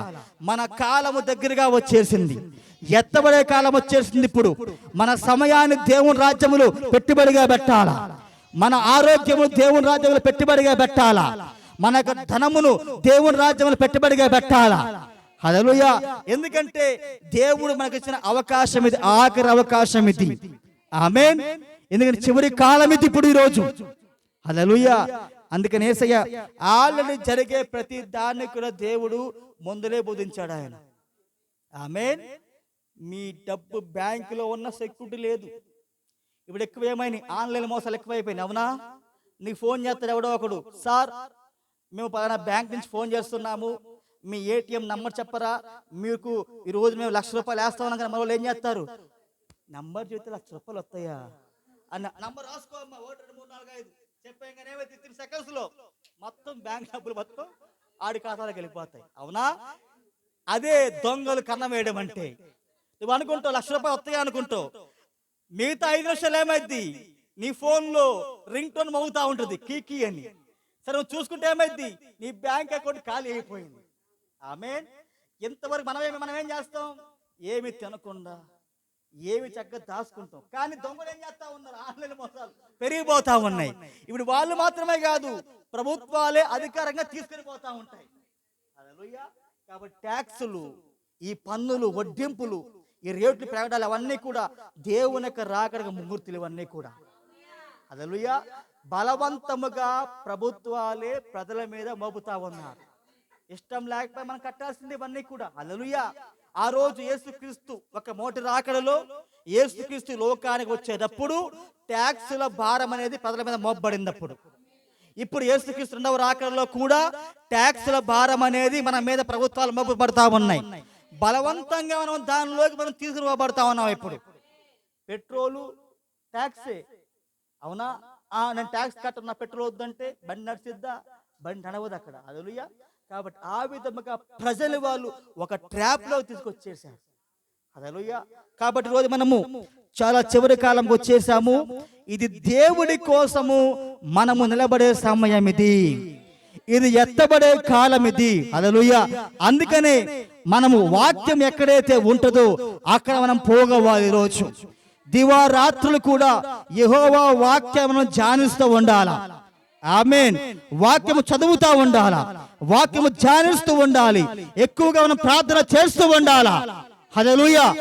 ఉదాహరణ చూడండి, మీరు ఒక మొక్క పెడతారు, అవునా? అందరూ వాక్యం అర్థమవుతుందా? నేను వాక్యంలోకి వెళ్తాను. మీరు ఒక మొక్క నాటుతా ఉంటారు. ఆ మొక్క నాటి మీరు వదిలేస్తే ఏమైంది? ఆ మొక్క చనిపోయిద్ది, అవునా? దానికి మీరు ఏం చేయాలా? ప్రతిరోజుగా నీరు పోస్తా ఉండాలా. నీరు ఎంత ఎక్కువగా మీరు పోస్తా ఉంటారో ఆ మొక్క పెరుగుతూ ఉంటది. ఆ మొక్క ఎప్పుడు కూడా పచ్చగా ఉంటా ఉంటది. ఆ మొక్క పెరిగి ఒక చెట్టుగా మారి దానిలోంచి పువ్వులు వస్తూ ఉంటాయి, పువ్వులు కాయలుగా మారుతా ఉంటాయి. నువ్వు నీరు పోసే కొలది ఆ మొక్క అది పెరిగి అది ఫలిస్తూ ఉంటది. హల్లెలూయా. ఇప్పుడు మనం కూడా మానవుని దేవుడు ఒక చెట్టుకు పోల్చాడు ఆయన. ఇప్పుడు ఈ మొక్కలు ఏం చేయాలి? మొక్కలకి వాక్యమైన నీరు పోస్తా ఉండాలా, ప్రార్థన నీరు ఎప్పుడు పోస్తా ఉండాలా. మనమేమో ఒక్కొక్క మొక్కకి వారానికి ఒకసారి నీళ్ళు పోస్తా ఉంటాం, అవునా? మీ ఇంట్లో ఉన్న మొక్కలకి వారానికి ఒకసారి నీళ్ళు పోతే ఏమవుతుంది? చచ్చూరుకుంటుంది, అవునా? మళ్ళీ వారానికి ఒకసారి వెళ్ళి నీళ్ళు పోతుంది అనుకుంటుంది వాళ్ళ భాష. ఏమే ఎప్పుడో వారం క్రితం పోసు, మళ్ళీ ఇప్పుడు నీకు గుర్తొచ్చానా అని దాని భాష తిట్టుకుంటా ఉంటుంది, అవునా? హల్లెలూయా. ఇప్పుడు మనం కూడా చాలా మంది ఏం చేస్తామంటారు? ఆదివారం ఒకసారి మనం నీళ్ళు పోతా ఉంటాం, ఎప్పుడు జగ్గు నీళ్ళు పోతా ఉంటాం, అవునా? గంట సేపు ప్రసంగం జగ్గు నీళ్ళు, అది తర్వాత మళ్ళీ జగ్గు నీళ్ళు ఎప్పుడు పోతాం? జగ్గు నీళ్ళు మళ్ళీ వారానికి. ఈ లోపల మొక్కలు ఏమవుతాయి? అన్నీ కూడా ఎండిపోయి చచ్చూరుకుంటాయి. అదవుతుందరికి కూడా మనం నీళ్లు ప్రతిరోజు కూడా పోస్తా ఉండాలి. వాక్యమే జీవజలముగా ఉన్నది రోజు. అందుకే వాక్యం అన్నది నువ్వు దివారాత్రులు వాక్యమును ధ్యానిస్తూ ఉండాలా, నీరును పోస్తా ఉండాలా. హల్లెలూయా. ప్రార్థన అనే నీరును పోస్తా ఉండాలా. అప్పుడు మొక్కలు ఏమవుతా ఉంటాయి? అవి బలముగా పెరుగుతూ ఉంటాయి, అవి పుష్పిస్తూ ఉంటాయి. హల్లెలూయా. అవి దేవుడు వాటిని ఫలింపజేస్తూ ఉంటాడు. అంటే ఆ దీవెనలు, ఆ ఆశీర్వాదములు అవన్నీ కూడా నీలోనే దేవుడు పెట్టి ఉంచాడు ఆయన. నువ్వు నీరు పోస్తేనే అవన్నీ నీలోంచి బయటకు వస్తూ ఉంటాయి. నువ్వు నీరు పైపోతే అవి బయటికి రావు అసలు. ఆ దీవెనలు, ఆ ఆశీర్వాదాలు, ఆ బయలుపాటు, హల్లెలూయా, ఆ ప్రేమ, ఆ సాత్వికం అవన్నీ కూడా నీలోనే ఉన్నాయి. అక్కడ ఆ యాపిల్ చెట్టు ఒక చిన్న మొక్కగా ఉన్నది. యాపిల్ కాయ మొత్తం దేంట్లో ఉన్నాయి? ఆ మొక్కలోనే ఉన్నాయి. ఇప్పుడు యాపిల్ కాయలు కావాలంటే మనం ఏం చేయాలి? మొక్క పెరగాలి, నీరు పోయాలి, అప్పుడు పెద్దయి. హల్లెలూయా. దాని లోపల ఉన్న యాపిల్ కాయలు ఏమవుతాయి? అవి మొట్టమొదటివి అవి పువ్వుగా వస్తూ ఉంటాయి. ఆ పువ్వు నుంచి ఏమొస్తా ఉంటాయి? కాయలు వస్తూ ఉంటాయి, అవునా? అంటే యాపిల్ కాయలు మొత్తం దేంట్లో ఉన్నాయి? ఫలాలు ఆ మొక్కలోనే దాగి ఉన్నాయి. ఇప్పుడు ఆశీర్వాదములు, దీవెనలు మొత్తం ఎక్కడున్నాయి? మనలోనే దేవుడు పెట్టి ఉంచాడు ఆయన. అందుకే దేవుడు ఏమన్నాడు? నమ్ముట నీ వల్ల అయితే నమ్మువానికి సమస్తము సాధ్యమే అన్నాడు ఆయన. మనం ఏం చేస్తా ఉన్నాం? ఈ మొక్కలు మొత్తం చావు కడతా ఉన్నాం. కానీ మనం ఏం చేయాలంటే ప్రతిరోజు ప్రతి గడియ వాక్యమైన నీరు పోస్తా ఉండాలా. ఎందుకంటే వాక్యం నీరు పోస్తా ఉన్నప్పుడు నీలో ఉన్న ఆ ఫలాలు అవి బయటకు వస్తా ఉంటాయి. ఎప్పుడు కూడా దేవుడు వాటిని బయటకు తీస్తూ ఉంటాడు ఆయన. హల్లెలూయా. అందుకనే మనం ఈరోజు ప్రతిరోజు ప్రతి సెకను ప్రతి గంట ఆ వాక్యము అనే నీరు మనం పోస్తా ఉండాలా. ఆ ప్రార్థన నీరు మనం పోస్తా ఉండాలా. అప్పుడే మనం ఫలిస్తూ ఉంటాం అప్పుడు. హల్లెలూయా. కాబట్టి దయచేసి ఇక నుంచైనా వారానికి ఒకసారి జగ్గు నీళ్ళు పోసేటోళ్ళు ఏం చేయాలా? రోజు బకెట్ నీళ్ళు పోయాలా, అవునా? నేర్చుకుందాం ఈ రోజు. ఎందుకంటే నువ్వు బకెట్ నీళ్ళు పోస్తేనే మొక్కలు పెరుగుతూ ఉంటాయి. నువ్వు వాక్యం చదువుతా ఉంటేనే మనం పైకి ఫలాలు కాస్తా ఉంటాం. హల్లెలూయా. కాబట్టి ఇది ఎత్తబడే కాలము, కాబట్టి ఇది ఎత్తబడే గడియ, కాబట్టి మనం దేవుళ్ళు ఎక్కువగా ఎదగాల్సిన కాలం ఇది. ఆమేన్. అందరూ ఇక్కడే ఉన్నారా? వాక్యం చెప్పొచ్చు కాసేపు. హల్లెలూయా. చూడండి, దేవుని ప్రవక్త యాయీరు కుమార్తెను లేపుటాన్ని వర్తమానం బోధించాడు ఆయన. ఆమేన్. అందుకే మనం చదువుకున్నాం కదా, ఈ లూకా సువార్త 8వ అధ్యాయంలో మనం చదువుకున్నాం కదా. ఆమేన్. చూడండి, దేవుడు ఇలా అంటున్నాడు. ఆయన ఇంకను మాట్లాడుచుండగా సమాజ మందిరపు అధికారి ఇంటి నుండి ఒకడు వచ్చి, నీ కుమార్తె చనిపోయినది, బోధకుని శ్రమ పెట్టవద్దని అతనితో చెప్పాను. యేసు ఆ మాట విని, భయపడవద్దు, నమ్మిక మాత్రం ఉంచము, ఆమె స్వస్థపరచబడును. హల్లెలూయా. దేవుడు ప్రతి సందర్భంలో కూడా ఆయన కేవలం ఏమంటున్నాడంటే, నమ్మిక మాత్రం ఉంచము, విశ్వాసం మాత్రం ఉంచము. హల్లెలూయా. విశ్వాసము ద్వారానే మనం దేన్నైనా మనం పొందుకోగలుగుతామండి. విశ్వాసము లేకుండా మనం దేన్ని కూడా మనం పొందుకోలేము. ఆమేన్. అంటే నీ స్వస్థత అది నీలోనే ఆధారపడి ఉన్నది. నీ స్వస్థత, నీ ఆరోగ్యము, నీ దీవెన, నీ యొక్క ఆశీర్వాదము అవి నీలోనే ఉన్నాయి. ఇప్పుడు నీలోంచి బయట రావాలంటే ఏం చేయాలా? నువ్వు వాక్యం నీరు పోయాలా? అంత మాత్రమే కాదు, కానీ నువ్వు వాక్యము నమ్మాలా. అప్పుడు అవన్నీ నీలోంచి బయటకు వస్తూ ఉంటాయి. ఆమేన్. అందుకే పేతురు అన్నాడు, మీరు ఆశీర్వాదమును పొందుకొనుటకు పిలువబడ్డారు అన్నాడు ఆయన. ఆమేన్. ఇప్పుడు దేవుని కుమార్తె ఎందుకు పిలువబడ్డారు?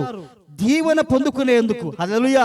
ఆ యొక్క బైబిల్ గ్రంథంలో ఉన్న ఆశీర్వాదం పొందుకునేందుకు దేవుని కుమారులను, దేవుని కుమార్తెలను దేవుడు పిలుస్తూ ఉన్నాడు ఆయన. ఆమేన్. అందుకనే ప్రతి సందర్భంలో కూడా దేవుడు కేవలము నువ్వు నమ్మము అంటున్నాడు ఆయన. నువ్వు నమ్మకపోతే ఆయన ఏది కూడా చేయలేడు ఆయన. ఆమేన్. మీకు వాక్యం అర్థం అవుతున్నదా? ఇప్పుడు చూడండి, నీకు వ్యాధి ఉన్నది, మనకు రోగం ఉన్నది. మనం ఏం చేయాలి? ఆయన పొందిన దెబ్బల ద్వారా నాకు స్వస్థత ఉన్నది అను వాక్యము నమ్మాల, విశ్వాసం ఉంచాల.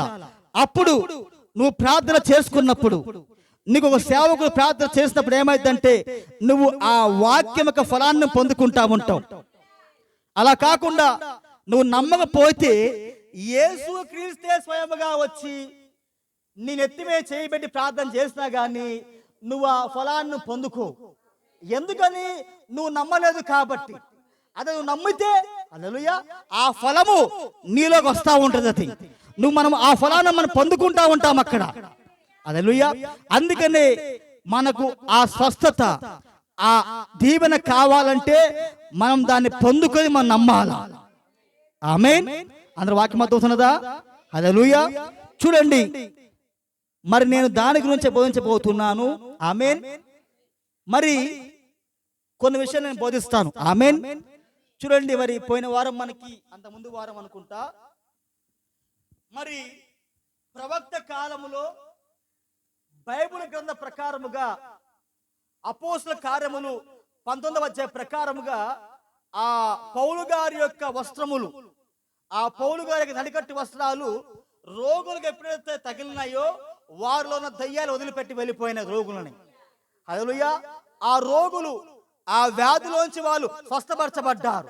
చదువుతారు ఒకసారి అపోస్తల కార్యముల గ్రంథము 19వ అధ్యాయము. అపోస్తల కార్యముల గ్రంథం 19వ అధ్యాయము 12-13.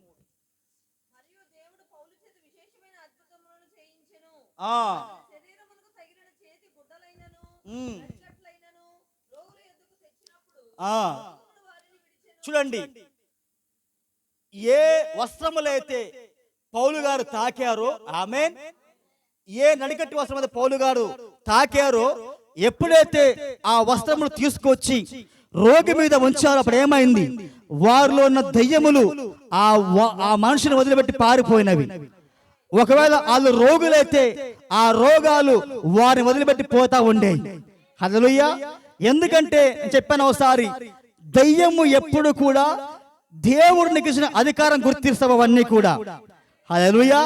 ఎందుకంటే పౌలు గారి లోపల పరిశుద్ధాత్ముడు ఉన్నాడు ఆయన. ఆమేన్. ఇప్పుడు పౌలు గారిలో దేవుడు ఉన్నాడు కాబట్టి హల్లెలూయా. అందుకనే ఆయన వస్త్రములు, ఆయన నడికట్టి వస్త్రములు ఎప్పుడైతే ఆ రోగులు తగిలినవో అప్పుడు రోగులు స్వస్థపరచబడ్డారు. ఆ దయ్యములు ఆ మనుషుని వదిలిపెట్టి పోయినవి. ఎందుకంటే దయ్యములు నీలో దేవుడికి ఇచ్చిన అధికారం గుర్తిస్తావు అవన్నీ కూడా. నీలో దేవుడు ఉన్నాడా లేదా అది కూడా ఆ దయ్యాలు చూస్తావు అవన్నీ కూడా. హల్లెలూయా. అందుకనే వస్త్రము తాగితే ఏమైనవి? దయ్యాలు వదిలిపెట్టిపోయినవి, రోగాలు వదిలిపెట్టిపోయినవి. అదంతా ఏమిటి? అది వాక్యానుసారమైన క్రమం. అది హల్లెలూయా. అందుకనే మన ప్రవక్త కాలంలో కూడా ఆయన ఏం చేసేవాడంటే ఆ యొక్క కచ్చీపుల మీద, ఆ యొక్క వస్త్రముల మీద ఆయన చేయబెట్టి ప్రార్థన చేసేవాడు ఆయన. హల్లెలూయా. ఎప్పుడైతే ఆయన చేయబెట్టి ఆ వస్త్రముల మీద ప్రార్థన చేసేవాడో, అందరికి వాక్యం అర్థమవుతుందమ్మా, వినండి జాగ్రత్తగా.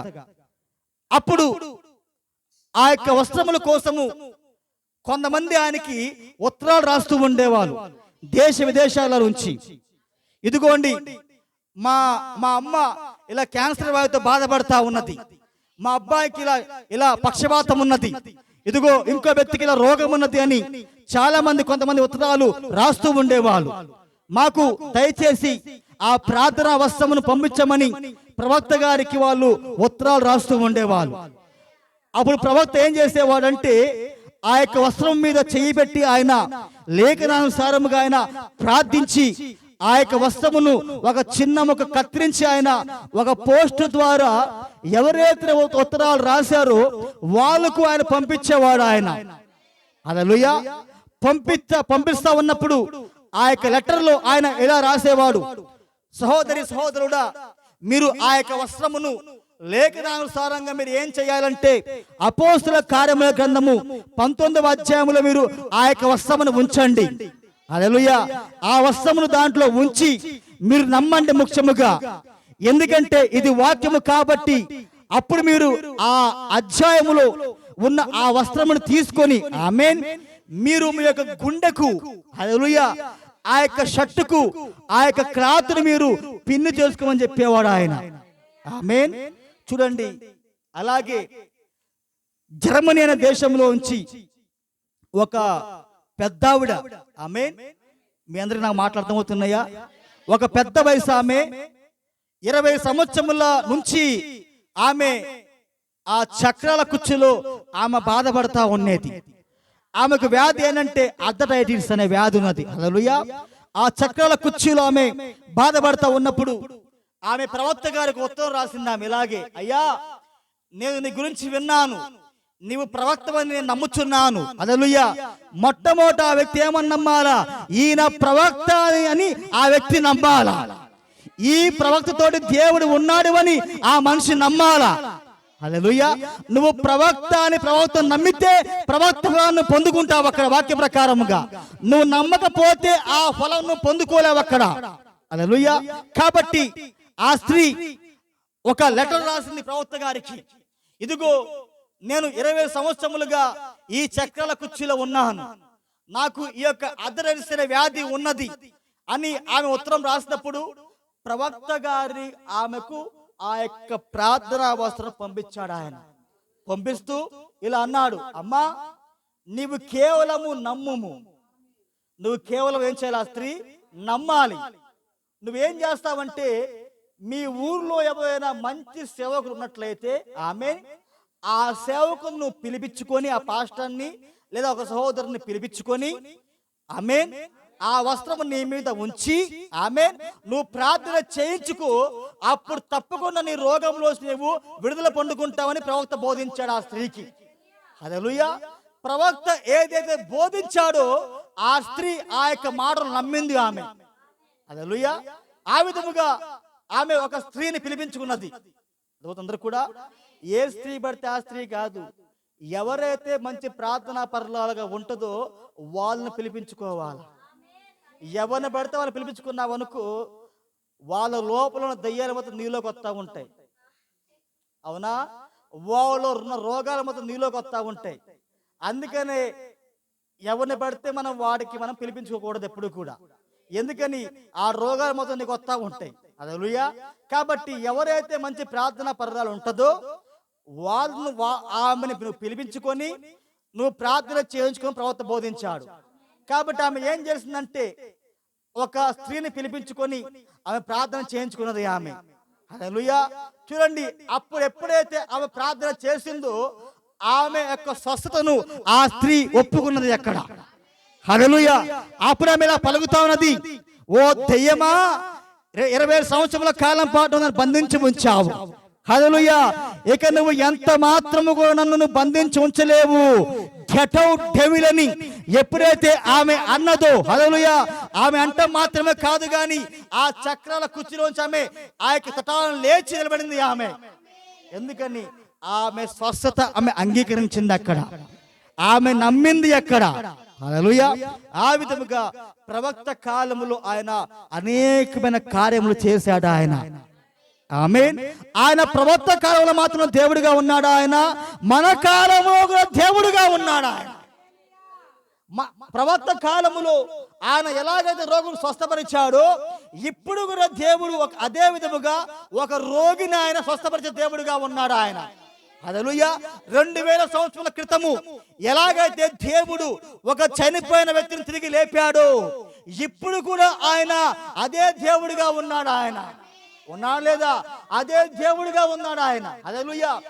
ఇప్పుడు 2000 సంవత్సరాల క్రితము ఒక కుంటివాడిని దేవుడు ఎలాగైతే స్వస్థపరిచాడో ఇప్పుడు కూడా దేవుడు అదే దేవుడిగా ఉన్నాడు ఆయన. అందుకే వాక్యం అంటా ఉన్నది, యేసు క్రీస్తు నిన్న నేడు నిరంతరము ఏకరీతిగా ఉన్న దేవుడిగా ఉన్నాడు ఆయన. ఆయన మారడు, ఆయన కార్యములు కూడా మారవు ఎప్పుడు కూడా. అది మనం నమ్మాలి ఈరోజు. హల్లెలూయా. కాబట్టి ఆ ముసలామె, ఆ వృద్ధురాలు ఎప్పుడైతే ఆ ప్రార్థన వస్త్రము అక్కడ పెట్టుకొని నమ్మినదో అప్పుడు ఏమైంది? 20 సంవత్సరములుగా ఆమెను బంధించి వచ్చిన దెయ్యము ఆమె గద్దించింది. ఆమె, హల్లెలూయా, దెయ్యమును ఆమె గద్దించింది అక్కడ. ఇప్పుడు నీవు కూడా అదే ధైర్యం నీకు రావాలి, అదే విశ్వాసం మనకు ఉండాలి రోజు. అప్పుడు మాత్రమే దెయ్యం మనల్ని బంధించి ఉంచలేదు వాడు. ఆమేన్.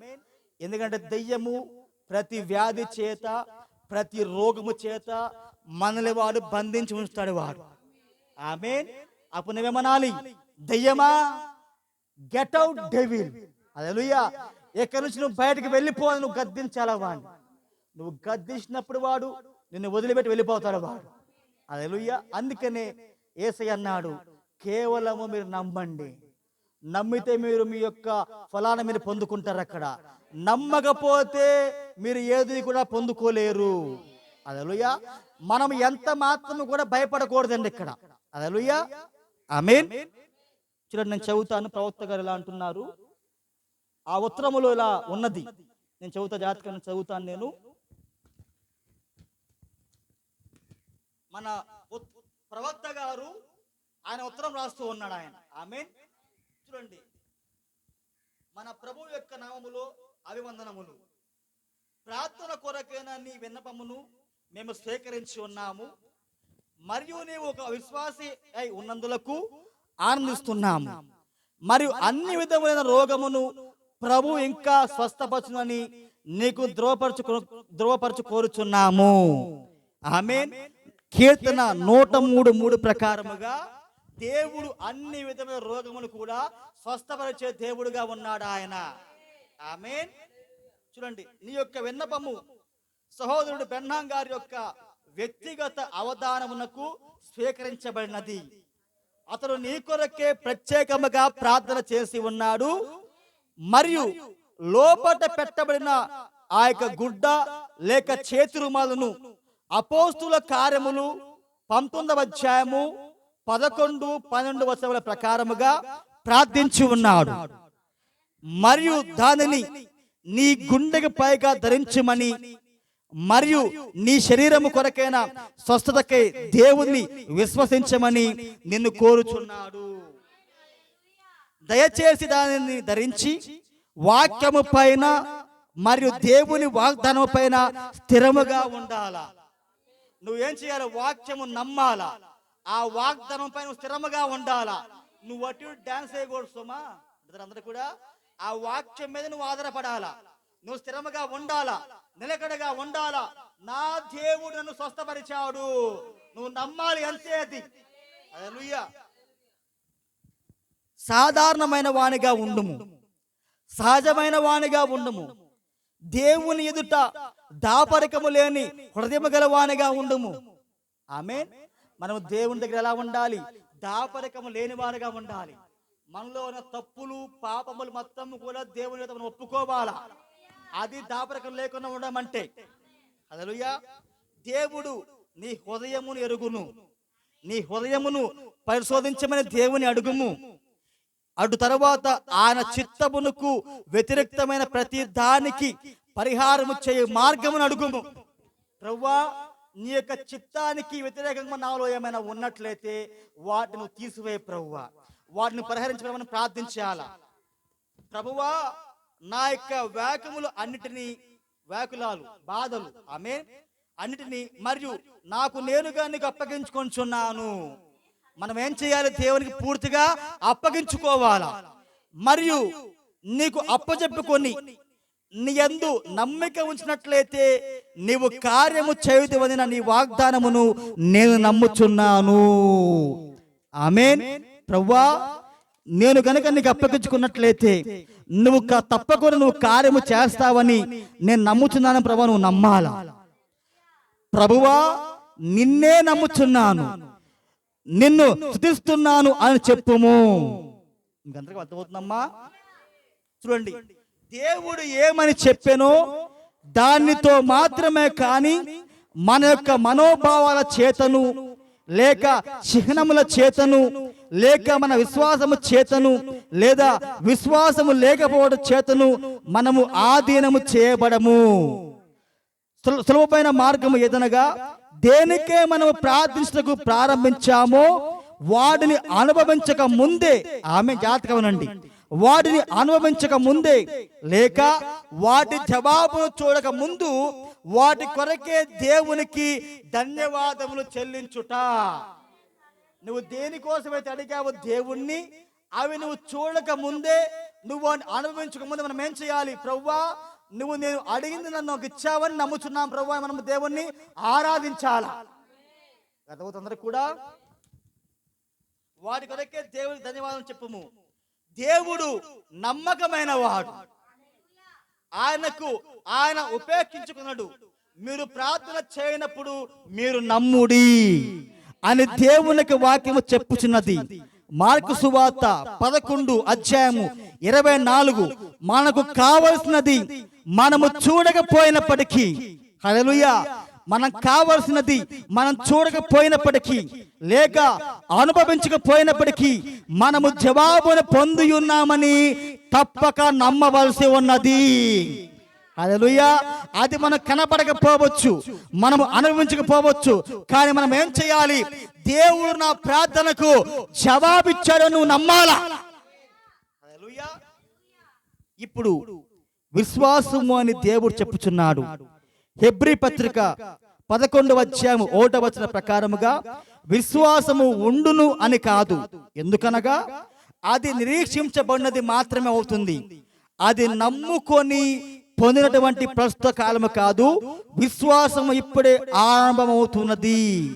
హల్లెలూయా. ఇప్పుడు జాతకమనండి, ప్రతి ఒక్క దినము ఉదయం 9 గంటలకు, మధ్యాహ్నం 12 గంటలకు, సాయంత్రం 3 గంటలకు ప్రార్థించుము. అదవుతుందా? ఉదయం 9 గంటలకు, మధ్యాహ్నం 12 గంటలకు, సాయంత్రం 3 గంటలకు ఏం చేయాలి? మనం ప్రార్థన చేయాలి. ఇంకా ఇదే సమయమునందు ప్రపంచ వ్యాప్త ప్రార్థన బృందము నీతో కలిసి ప్రార్థించుదురు, వారి వలె ఇతరుల కొరకు ప్రార్థించుము. ఆమేన్. నీ స్వస్థతను గురించిన సాక్ష్యమును నువ్వు మాకు పంపినందుకు నిన్ను అభినందిస్తున్నాము. ఎందుకనగా నీ సాక్ష్యమును బట్టి, గొర్రె పిల్ల రక్తాన్ని బట్టి నువ్వు దయించి ఉన్నావు. నిన్ను నీ వారిని దేవుడు సమృద్ధిగా ఆశీర్వదించునుగాక. హల్లెలూయా. చూడండి, దేవుని ప్రవక్త ఆయన ఎవరికైతే ఆ వస్త్రమును పంపాడో వారికి ఆయన ఉత్తరం రాస్తూ ఉన్నాడు ఆయన. ఆమేన్. మనం ఇప్పుడు ఏం చేయాలి? మనం నమ్మాల వాక్యమును. ఆమేన్. నువ్వు నమ్మి, నేను ఏదైతే అడిగానో నేను దాన్ని పొందుకున్నాను, నువ్వు నమ్మాలా. హల్లెలూయా. నమ్ముతారో నమ్మకుండా నమ్మండి మీరు, అప్పుడు మీరు పొందుకుంటారు. నీ విశ్వాసమే నిన్ను స్వస్థపరిచేది. హల్లెలూయా. అందరికి వాక్యం అర్థమవుతుందమ్మా. కాబట్టి చెప్పొచ్చు కొద్దిసేపు. కాబట్టి చాలా టైం ఉంది, ఆమేన్. ఇంకా 30 గంట టైం ఉంది. ఆమేన్. టైం అయిపోయింది అనుకున్నాను. ఓకే, చూడండి, మనం ఏం చేయాలంటే దేవుడు వాక్యములో ఏదైతే వాగ్దానం చేశాడో ఆ ప్రతి వాక్యమును నమ్మాల. నీకు అది కనపడకపోవచ్చు. ఆమేన్. కానీ మనం ఏం చేయాలా? దాన్ని మనం నమ్మేయాలా. హల్లెలూయా. అందరికి అర్థమవుతుందమ్మా? అందుకని పని వారం మనం చెప్పుకున్నాం కదా, దేవుడు ఏం చేశాడు మనకి? ఆయన ఒక చెక్ బుక్ ఇచ్చాడు. ఆయన మన దగ్గర చెక్ బుక్ ఉన్నది, కానీ దాన్ని ఎలా వాడుకోవాలో మనం తెలుస్తుందా ఈరోజు? ఆమేన్. దాన్ని మనం వాడుకోవాలంటే ఏం చేయాలా? మనకు ఏది కావాలో మనం దాని మీద రాయాలి. ఆమేన్. నీ యొక్క అవసరం ఏమిటో దాన్ని రాసి నువ్వు నమ్మి నువ్వు అడగాల. అప్పుడు నువ్వు దాన్ని పొందుకుంటా ఉంటావు. హల్లెలూయా. ఈరోజు దేవుడు చెక్ బుక్ చేయడు, కానీ దాన్ని ఎలా వాడుకోవాలో చాలా మందికి అర్థం కావట్లా. అందుకని ఏం చేస్తా ఉన్నారు? చాలా మంది కూడా దాన్ని తీసుకొని బీరువాలో దాచుకుంటా ఉన్నారు. ఈ బైబిల్ కనుక రాత్రిపూట పీడకలు తల కింద పెట్టుకుంటే పీడకలు రావు. చాలా మంది ఏం చేస్తా ఉన్నారు? దిండు కింద పెట్టుకుంటా ఉన్నారు. దిండు కింద పెట్టుకుంటే నీకు ఫలాలు రావు. బీరువాలో పెట్టుకుంటే నీకు ఫలాలు రావు. ఆ దీవెన నీకు రాదు. నువ్వు ఏం చేయాలా? నువ్వు దాన్ని నమ్మి దాన్ని వాడుకోవాలి. హల్లెలూయా. ఇప్పుడు సంఘము చేయవలసింది అదే కార్యం. ఈ రోజు నీకు ఏం కావాలో నువ్వు దాన్ని నమ్మి నువ్వు పొందుకోవాలా.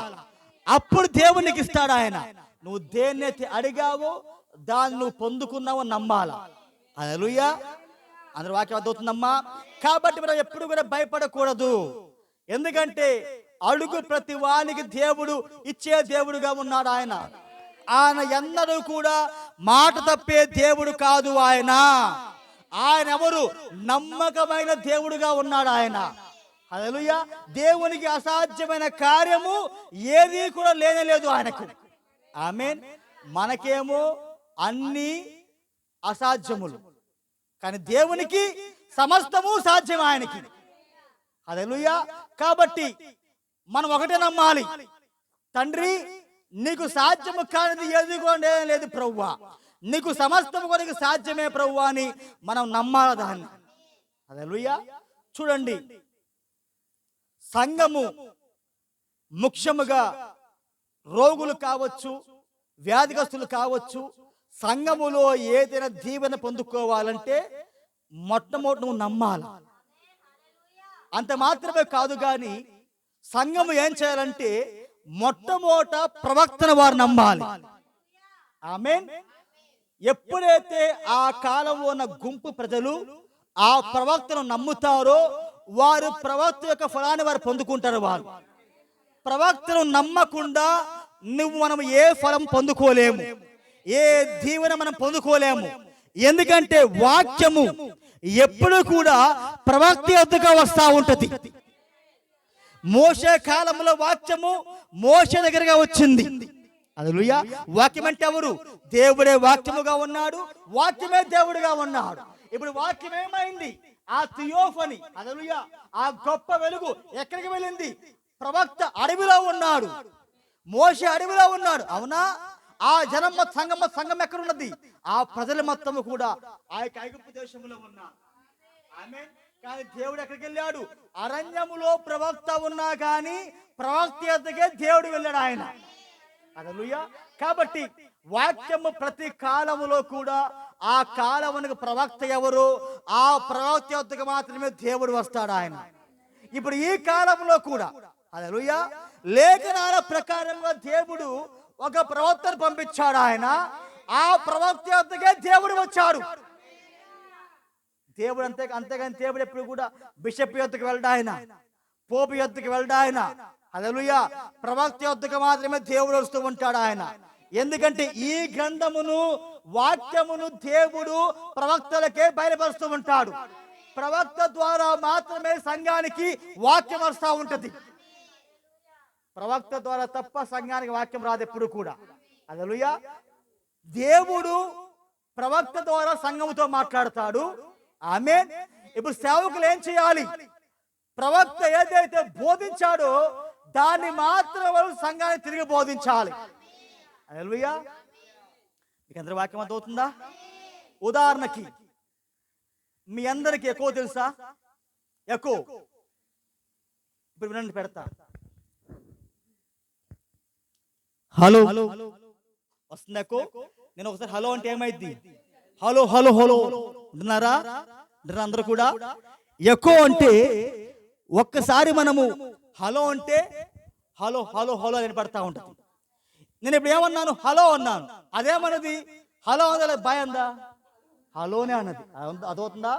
ఇప్పుడు ఎకో అంటే ఇప్పుడు ప్రవక్త కూడా ఎవరంటే ఆయన దేవుని యొక్క మౌత్ పీస్. ఆయన అందరూ కూడా ఇప్పుడు ఏంది మౌత్ పీస్, అవునా?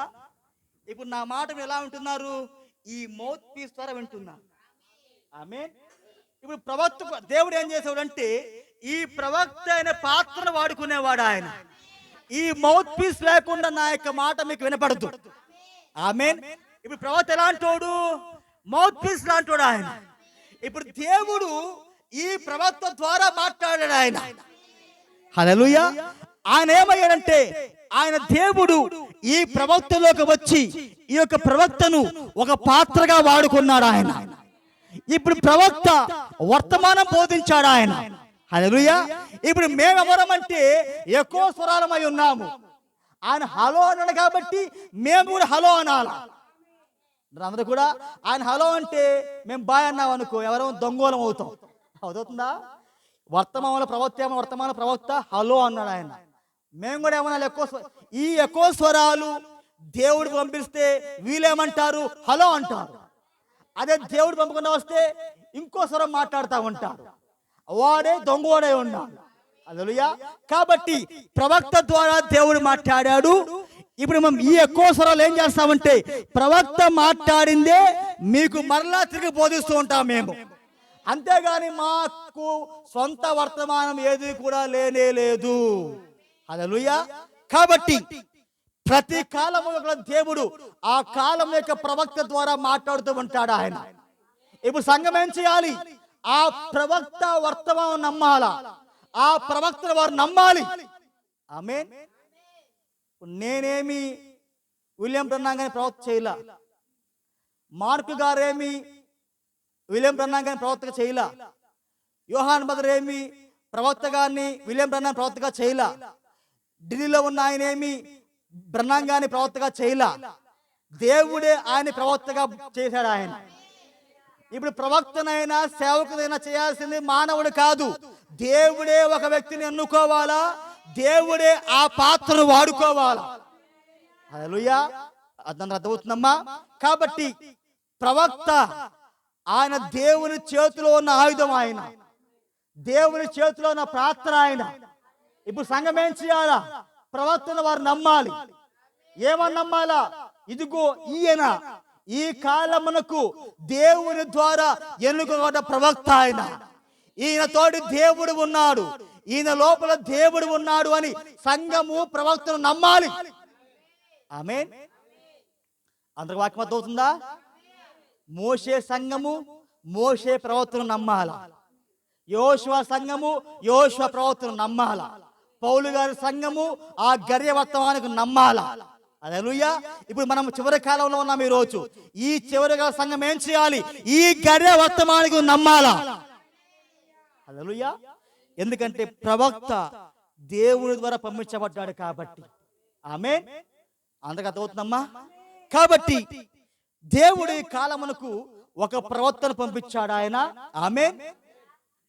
ఎప్పుడైతే దేవుడు ప్రవక్తను పిలిచాడో సేవలోకి, ఆమేన్, మోషేకు దేవుడు ఎలాగైతే 2 సూచనలు ఇచ్చాడో, ఆమేన్, ఈ కాలం యొక్క ప్రవక్త కూడా దేవుడు 2 సూచనలు ఇచ్చాడు ఆయన. హల్లెలూయా. ఈ సూచనలు ఏంటంటే స్వస్థత సూచనలు, ఈ 2 కూడా. ఆమేన్. మీకు ఎంతగా అర్థమవుతుందమ్మా? మోషేకి మొట్టమొదటి సూచన ఏంటి? ఆ చెయ్యి ఆ యొక్క రొమ్ము మీద పెట్టుకోవాలి, అంతేనా? అప్పుడు ఏమైంది? ఆ చెయ్యి కుష్టిగా మారిపోయింది. ఆమేన్. రోగం వచ్చేసింది. హల్లెలూయా. అప్పుడు ప్రవక్త ఏం చేయాలి? మరలా ఆ చెయ్యిని మరలా పెట్టుకోవాలా. అప్పుడు ఏమైంది? ఆ చెయ్యి అక్కడ స్వస్థ పొందుకుంది, అక్కడ ఆ చెయ్యి బాగుపడింది అక్కడ. అదేంటి? దేవుడు మోషేతో ఉన్నాడు అనే దానికి మొట్టమొదటి సూచన అది. ఒకప్పుడు ఆ చెయ్యి రోగమయ్యింది, కానీ దేవుడు ఏం చేశాడు? ఆ చెయ్యిని స్వస్థపరిచాడు ఆయన. అదేంటి? మొట్టమొదటి సూచన అది. హల్లెలూయా. ఆ తర్వాత దేవుడు అన్నాడు మోషేతో, మోషే నీ చేతిలో ఉన్న కర్ర నువ్వు కింద పడేయమన్నాడు ఆయన. మోషే ఏం చేశాడు? ఆ కర్రను కింద పడేశాడు ఆయన. ఎప్పుడైతే ఆ యొక్క కర్ర కింద పడిపోయిందో అది ఎలా మారిపోయింది? సర్పముగా మారిపోయింది. అప్పుడు దేవుడు ఇలా అన్నాడు, మోషే మరలా నీవు ఏం చేయాలంటే దాని యొక్క తోకను పట్టుకోవాలా. ఎప్పుడైతే మోషే దాని తోకను పట్టుకున్నాడు ఏమైంది? కర్రగా మారిపోయింది. అది రెండవ సూచన. అది ఇప్పుడు నువ్వేం చేయాలి? ఆ దేశానికి వెళ్ళాలా. హల్లెలూయా. అది ఏంటి గుర్తంటే, నేను నీతో ఉన్నాను, నేను నీలో ఉన్నాను, నాకు సూచన అది. హల్లెలూయా. అంటే నేను మోషేతో ఉన్నా, నేను మోషేలో ఉన్నా. హల్లెలూయా. మాట్లాడేది మోషే కాదు, మోషేలో దేవుడు ఉండి మాట్లాడుతున్నాడు ఆయన. హల్లెలూయా. అందరూ అర్థమవుతుందమ్మా? అందుకని మోషే పలికితే ఏమైంది? ఈగలు వచ్చినాయి. మోషే పలికినప్పుడు ఏమైంది? వడగండ్లు పడ్డాయి అక్కడ. మోషే పలికితే ఏమైంది? కప్పలు సృష్టించబడ్డాయి అక్కడ. ఇప్పుడు మోషేలో ఉన్నది ఎవరు? దేవుడే ఉండి పలికాడు ఆయన. హల్లెలూయా. ఇప్పుడు ఐగుప్తు దేశానికి మోషే ఒక్కడ రాలేదు, మోషేతో పాటు దేవుడు కూడా వచ్చాడు ఆయన. అందుకనే దేశం ఏమైంది? గడగల్లాడించాడు ఆయన. ఫరో సైతం ఏమయ్యాడు? బాబు నీ నమస్కారం పెట్టి దయచేసి మీరు మా దేశాన్ని వదిలిపెట్టిపోండి. అవునా? దేశాన్ని, ప్రపంచాన్ని దేవుడు గడగల్లాడించాడు ఆయన. హల్లెలూయా. ఆ రెండు సూచనల ద్వారా దేవుడు మోషేలో ఉన్నట్టు, మోషేతో ఉన్నట్టు రుజువు చేసుకున్నాడు ఆయన. హల్లెలూయా. అందుకనే మోషే ఆ బండను కొట్టినప్పుడు నీళ్లు వచ్చినాయి. హల్లెలూయా. మోషే ద్వారా దేవుడు అనేకమైన అద్భుత కార్యములు చేశాడు ఆయన. ఎందుకని? మోషేతో దేవుడు ఉన్నాడు కాబట్టి. ఇప్పుడు ప్రజలు ఏం చేయాలి? మోషే ప్రవర్తన వారు నమ్మాలా. హల్లెలూయా. ఇప్పుడు మన కాలంలో కూడా దేవుడు ఏం చేశాడంటే ఒక మోషే లాంటి ప్రవర్తన పంపించాడు ఆయన. ఆమేన్. ఇప్పుడు ఈ సంఘం ఏం చేయాలి? మన ప్రవర్తన వారు నమ్మాలా. హల్లెలూయా. చూడండి,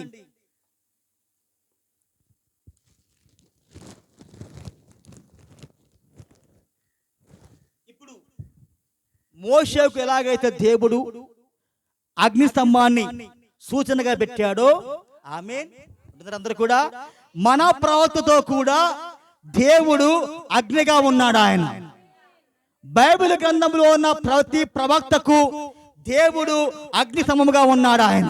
ఆయన యోబుతో ఉన్నాడు, యోజ్కేలుతో ఉన్నాడు, ఆయన ఇర్మియాతో ఉన్నాడు, ఆయన దానియేలుతో ఉన్నాడు, మోషేతో ఉన్నాడు, యెషయాతో ఉన్నాడు, పౌలుతో ఉన్నాడు. ఆయన ప్రతి కాలములో ప్రతి ప్రవక్తలో దేవుడు ఉన్నాడు.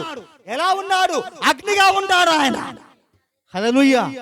మన కాలంలో కూడా ప్రవక్తను దేవుడే రుజువు చేశాడు ఆయన. సైన్స్ ప్రకారంగా దేవుడు రుజువు చేశాడు ఆయన. ఇదిగో ఈ ప్రవక్తను నేనే పంపించాను, ఈయన మీరు నమ్మండి. హల్లెలూయా. ఎవరైనా సరే ఈయన వ్యతిరేకంగా మాట్లాడితే వాడి జీవితం గురించి మర్చిపోవాల్సిందే. వాడి పని ఫినిష్. ఆమేన్. హల్లెలూయా. చూడండి, ఒకసారి ప్రవక్త గారు ఆయన చర్చి కట్టేందుకు స్థలం కొనుక్కున్నాడు ఆయన. ఆమేన్. ఏం చేశాడు? చర్చి కట్టేందుకు స్థలం కొన్నాడు. కొంతమంది వచ్చి ఎక్కిరించారు. ఒక వ్యక్తి వచ్చి ఎక్కిరించాడు. విలియం బ్రన్నాం, నీకు చూస్తేనేమో చదువు లేదు, ఆయనకి చదువు లేదు, ఆయనకి సరిగ్గా మాట్లాడడం కూడా రాదు ఆయనకి. ఆమేన్. నీకు చదువు లేదు, నీకు ఎలాంటి సంస్థ సహాయము లేదు, నీకు బిషప్ లేడు, అసలు నీకు సరిగ్గా మాట్లాడటమే రాదు. నువ్వు ఎలా చర్చి కడతావు? ఒకవేళ నువ్వు చర్చి కట్టినా కానీ అది తిరిగి రెండు నెలలు ఏ పాటికి అది ఒక మెకానిక్ షెడ్గా మారిపోయింది. నవ్వాడు ఒక వ్యక్తి. అందరూ కూడా అది ఎలా మారిపోయిందంట? కార్లు రిపేర్ చేసుకునే షెడ్గా మారిపోయిందని ప్రవర్తన ఆ వ్యక్తి చూసి నవ్వాడు. ఎప్పుడైతే వాడు నవ్విండో ఆ రోజు సాయంత్రం ఏమైందంటే, ఆ రోజు సాయంత్రమే ఒక పెద్ద లారీ వచ్చిందంట. అదో అందరూ కూడా లారీ వచ్చి ఆ మొత్తానికి కంకరో స్క్రాప్ చూసుకోకుండా లారీ వాడు ఏం చేశాడంటే రివర్స్ చేసి వాడి మీద కొమ్మరించేశాడు. ఆమేన్. ఎప్పుడైతే ఆ స్క్రాప్, ఆ లారీ, ఆ మెటీరియల్ మొత్తం వాడి మీద పడిందో వాడు ఊపిరాడకుండా చచ్చిపోయాడు వాడు. హల్లెలూయా. అందుకనే దేవుని పిలిచిన సేవకులకు, ప్రవక్తలకు ఎప్పుడూ కూడా మనం వ్యతిరేకంగా మాట్లాడకూడదు. ఎందుకంటే అది దేవుడి కోపం తెప్పేసేదిగా ఉంటుంది అది. హల్లెలూయా. అందుకనే ప్రవక్త తోటి నేను ఉన్నాను అని ఆయన రుజువు చేసుకుంటూ ఉన్నాడు ఆయన. హల్లెలూయా. కాబట్టి ఎప్పుడైతే దేవుని ప్రవక్తను దేవుడు సేవలో పిలిచాడో, మోషేకు దేవుడు ఎలాగైతే 2 సూచనలు ఇచ్చాడో, ప్రవక్త గారికి కూడా దేవుడు 2 సూచనలు ఇచ్చాడు ఆయన. హల్లెలూయా. మొట్టమొదటి సూచన ఏంటంటే, ప్రవక్త అంతర్గత వాక్యం, ప్రవక్త దగ్గరికి ఎవరైనా సరే రోగంతో వచ్చినప్పుడు, హల్లెలూయా, వాళ్ళ యొక్క చేతిని ఆయన పట్టుకున్నప్పుడు, ఆయన కుడి చేతితో వాళ్ళ చేతిని పట్టుకుంటే ఏమైందంటే ఆయన ఎడమ చేతికి ఆ ప్రకంపనలు వస్తూ ఉంటాయి. అంటే ఆ రోగిలో ఏ రోగం ఉందో కూడా ఆయన చెప్పగలడు ఆయన. సిస్టర్, నీకు క్యాన్సర్ వ్యాధి ఉన్నది, హల్లెలూయా. ఇదిగో సహోదరుడా, నీకు క్షయవ్యాధి ఉన్నది, ఇదిగో నీకు పలానా వ్యాధి ఉన్నదని ఆ రోగి యొక్క చేతి పట్టుకున్న ద్వారా ఆయన చెప్పగలడు ఆయన. అది మొట్టమొదటి సూచనది. హల్లెలూయా. ఆ తరువాత రెండవ సూచన ఏంటంటే, మానవ హృదయాల్లో ఉన్న ఆ యొక్క ఆలోచనలు కూడా ప్రవక్త చదవగలడు ఆయన. ఆమేన్. మీకు అందరి వాక్యం అవుతుందా? జాతక వాక్యం వినండి. మొట్టమొదటి సూచన ఏంటి? ఒక రోగి యొక్క చేతిని పట్టుకోగానే ఆ ప్రకంపనల ద్వారా ఆ రోగం ఏంటో ఆయన చెప్పగలడు ఆయన. అది మొట్టమొదటి సూచన. ఆ తర్వాత రెండవ సూచన ఏంటి? ఆ హృదయంలో ఉన్న రహస్యాలు సైతం చెప్పగలడు ఆయన. అందుకే వాక్యం అంటా ఉన్నది, దేవుని వాక్యము 2 అంచులు గల ఎటువంటి కటకము కంటే పదును గలదే. హల్లెలూయా. అది ఏం చేస్తా ఉంటది? అది హృదయములకు దూరిపోవచ్చు, మూలుగులోకి, రక్తములోకి, అది తలంపులకు పోతా నీ లోపల ఏమున్నదో కూడా దేవుడు చెబుతూ ఉంటాడు ఆయన. ఇప్పుడు ప్రవక్తలో ఏమున్నది? వాక్యం ఉన్నది. ప్రవక్త లోపల దేవుడు ఉన్నాడు ఆయన. హల్లెలూయా. ఆమేన్. ఇప్పుడు చూడండి, యేసుక్రీస్తు కాలములో, ఆమేన్, యేసు యొద్దకు ఎప్పుడైతే ఫిలిప్పు ద్వారా నతానియేలు వచ్చాడో, అప్పుడు ఏమన్నాడు నతానియేలు? నతానియేలు దేవుడు ఏమన్నాడు? నిన్ను ఫిలిప్పు పిలవ మునిపి నువ్వు ఆ యొక్క అంజూరపు చెట్టు కింద కూర్చుకొని నువ్వు ప్రార్థన చేస్తున్నావు నేను చూసా అన్నాడు ఆయన. హల్లెలూయా. నతానియేలు ఎవరో దేవుడికి తెలియదు. ఆమేన్. నతానియేలు అనే వ్యక్తి నిన్న రోజున ఏం చేశాడో దేవుడు తెలియదు, కానీ అతను ఏం చేశాడో దేవుడు చెప్పాడు ఆయన. హల్లెలూయా. అలాగే పేతురు యొక్క పేరు దేవుడు చెప్పాడు, నీ పేరు ఫలానా, నీ తండ్రి పేరు ఫలానా అని. హల్లెలూయా. అంటే హృదయములో దాగి రహస్యాలు చెప్పేవాడు దేవుడిగా ఉన్నాడు ఆయన. కాబట్టి ప్రవక్త ఆ హృదయం లోపల రహస్యాలు చెబుతున్నాడంటే ఆ ప్రవక్త లోపల దేవుడు ఉన్న లెక్కది. హల్లెలూయా. ఆ 2 సూచనల ద్వారా దేవుడు ప్రవక్తను ఆయన సంఘం మీద పంపిస్తూ ఉన్నాడు ఆయన. ఆమేన్. ఇప్పుడు సంఘం ఏం చేయాలా? ప్రవక్తలు వారు పరిపూర్ణంగా నమ్మాలా. నేను చదువుతా వినండి జాగ్రత్తగా. దీని యొక్క క్రమాన్ని వినండి. ప్రత్యేకముగా సేవకులు దీన్ని వినాలి. ఇప్పుడు ఇది ఇక్కడ ఉన్నది, జాగ్రత్తగా వినండి. ప్రజలు నిన్ను నమ్మునట్లు నీవు చేయగలిగితే, హల్లెలూయా, ప్రవక్త ఏం చేయాలి? మొట్టమొదట ప్రజలు ప్రవక్తను నమ్మాలా. ఆమేన్. ప్రజలు నిన్ను నమ్మగలిగినట్టు నువ్వు చేయగలిగినట్లయితే ప్రార్థన చేయనప్పుడు యథార్థముగా ఉండుము. ఆమేన్. నీ యొక్క ప్రార్థన ముందల ఏదియు నిలవజాలదు అని ఆయన చెప్పెను. బ్రహ్నాం మొట్టమొదటి ప్రజలు నమ్మాలా. హల్లెలూయా. వాళ్ళు నమ్మే విధంగా నువ్వు జీవించాలా. హల్లెలూయా. ఎప్పుడైతే నువ్వు అలా యథార్థముగా ఉంటావో నీ ప్రార్థన ముందల ఏది కూడా నిలబడలేదు. క్యాన్సర్ వ్యాధి కూడా ఆయన ప్రార్థన ముందల నిలబడలేకపోయింది. అక్కడ ఏ దయ్యము కూడా ప్రవక్త ప్రార్థన ముంద నిలబడలేకపోయింది అది. హల్లెలూయా. ఎందుకంటే దేవుడు ఆయనతో చెప్పాడు కాబట్టి, అది దేవుని యొక్క వాగ్దానము కాబట్టి. ఆమేన్. వినండి, నీ యొక్క ప్రార్థన ముందు ఏది నిలవజాలదు అని ఆయన చెప్పాను. వారు నన్ను నమ్మరు. ఆమేన్. ప్రవక్త ఇలా అంటున్నాడు, అయ్యా వారు నన్ను నమ్మరు, నేను చదువులేని వాడిని, నేను సరిగ్గా మాట్లాడలేను, మరియు నేను ఒక పేద కుటుంబంలో జన్మించాను, ఇంకా అనేకము అలాంటివి నాలో ఉన్నవి అని ఆయనతో నేను అన్నాను. ఆమేన్. అప్పుడు ఇలా అంటున్నాడు, ఆయన అన్నాడు, నేను నీతో ఉంటాను. హల్లెలూయా. మరియు ప్రజలు నిన్ను నమ్మినట్టు నీకు రెండు సూచనలు ఇవ్వబడును. ఇప్పుడు ఆ సూచనలు ఊరకనే ప్రజలు నమ్మినట్టు చేయుచున్నాయి. హల్లెలూయా. ఇది వారిని స్వస్థపరచదు, వారి విశ్వాసమే వారిని స్వస్థపరచును. హల్లెలూయా. ఇప్పుడు ప్రజలు ఆ రెండు సూచనలు అర్థమైందంటే దేవుడు ఈ ప్రవక్తలో ఉన్నాడని దాని అర్థం అది. హల్లెలూయా. ఇప్పుడు వారి విశ్వాసమే వారిని స్వస్థపరచును. హల్లెలూయా. అందరూ వాక్యం అర్థమవుతుందమ్మా. ఇప్పుడు ప్రజలు ఏం చేయాలి? విశ్వాసముతోటి ప్రవక్త గారి యొద్దకు రావాలా. హల్లెలూయా. అప్పుడు ఎప్పుడైతే వారు నమ్మి వచ్చారో అప్పుడు వారి మీద ఆయన చేతుల నుంచి ప్రార్థన చేసేవాడు. ఆయన ఎప్పుడైతే ప్రార్థన చేసేవాడు వాళ్ళు వెళ్ళేటప్పుడు వారు స్వస్థపదం తిరిగి వెళ్తూ ఉండేవాళ్ళు. ఎందుకని? వారు వాక్యము నమ్మారు, అలాగే ప్రవక్తను కూడా వాళ్ళు నమ్మారు. వాళ్ళు వాక్యం నమ్మకపోయినా కానీ, ప్రవక్తను వాళ్ళు నమ్మకపోయినా కానీ వారు స్వస్థ పొందుకోలేరు వాళ్ళు. ఎందుకంటే ప్రవక్తలో దేవుడు ఉన్నాడు, ప్రవక్తతోటి దేవుడు ఉన్నాడు కాబట్టి వాళ్ళు దాన్ని నమ్మాల్సిందే వాళ్ళు. హల్లెలూయా. కాబట్టి ఆ విధముగా మన కాలములో దేవుడు ఆయన ప్రవక్తతోటి ఉన్నాడు. ఆమేన్. ప్రజలు ప్రవక్తల వారు నమ్మాలా. మీ అందరికి వాక్యం అర్థమవుతుందా? అప్పుడు వారు విశ్వాసము చేత వాళ్ళు స్వస్థపరచబడతా ఉంటారు. ఆమేన్. అందరి వాక్యం అర్థమవుతుందా? అందుకని కుంటి వాళ్ళు ప్రవక్త యొద్దకు వచ్చినప్పుడు వాళ్ళు తిరిగి బాగుపడి వెళ్తూ ఉండేవాళ్ళు.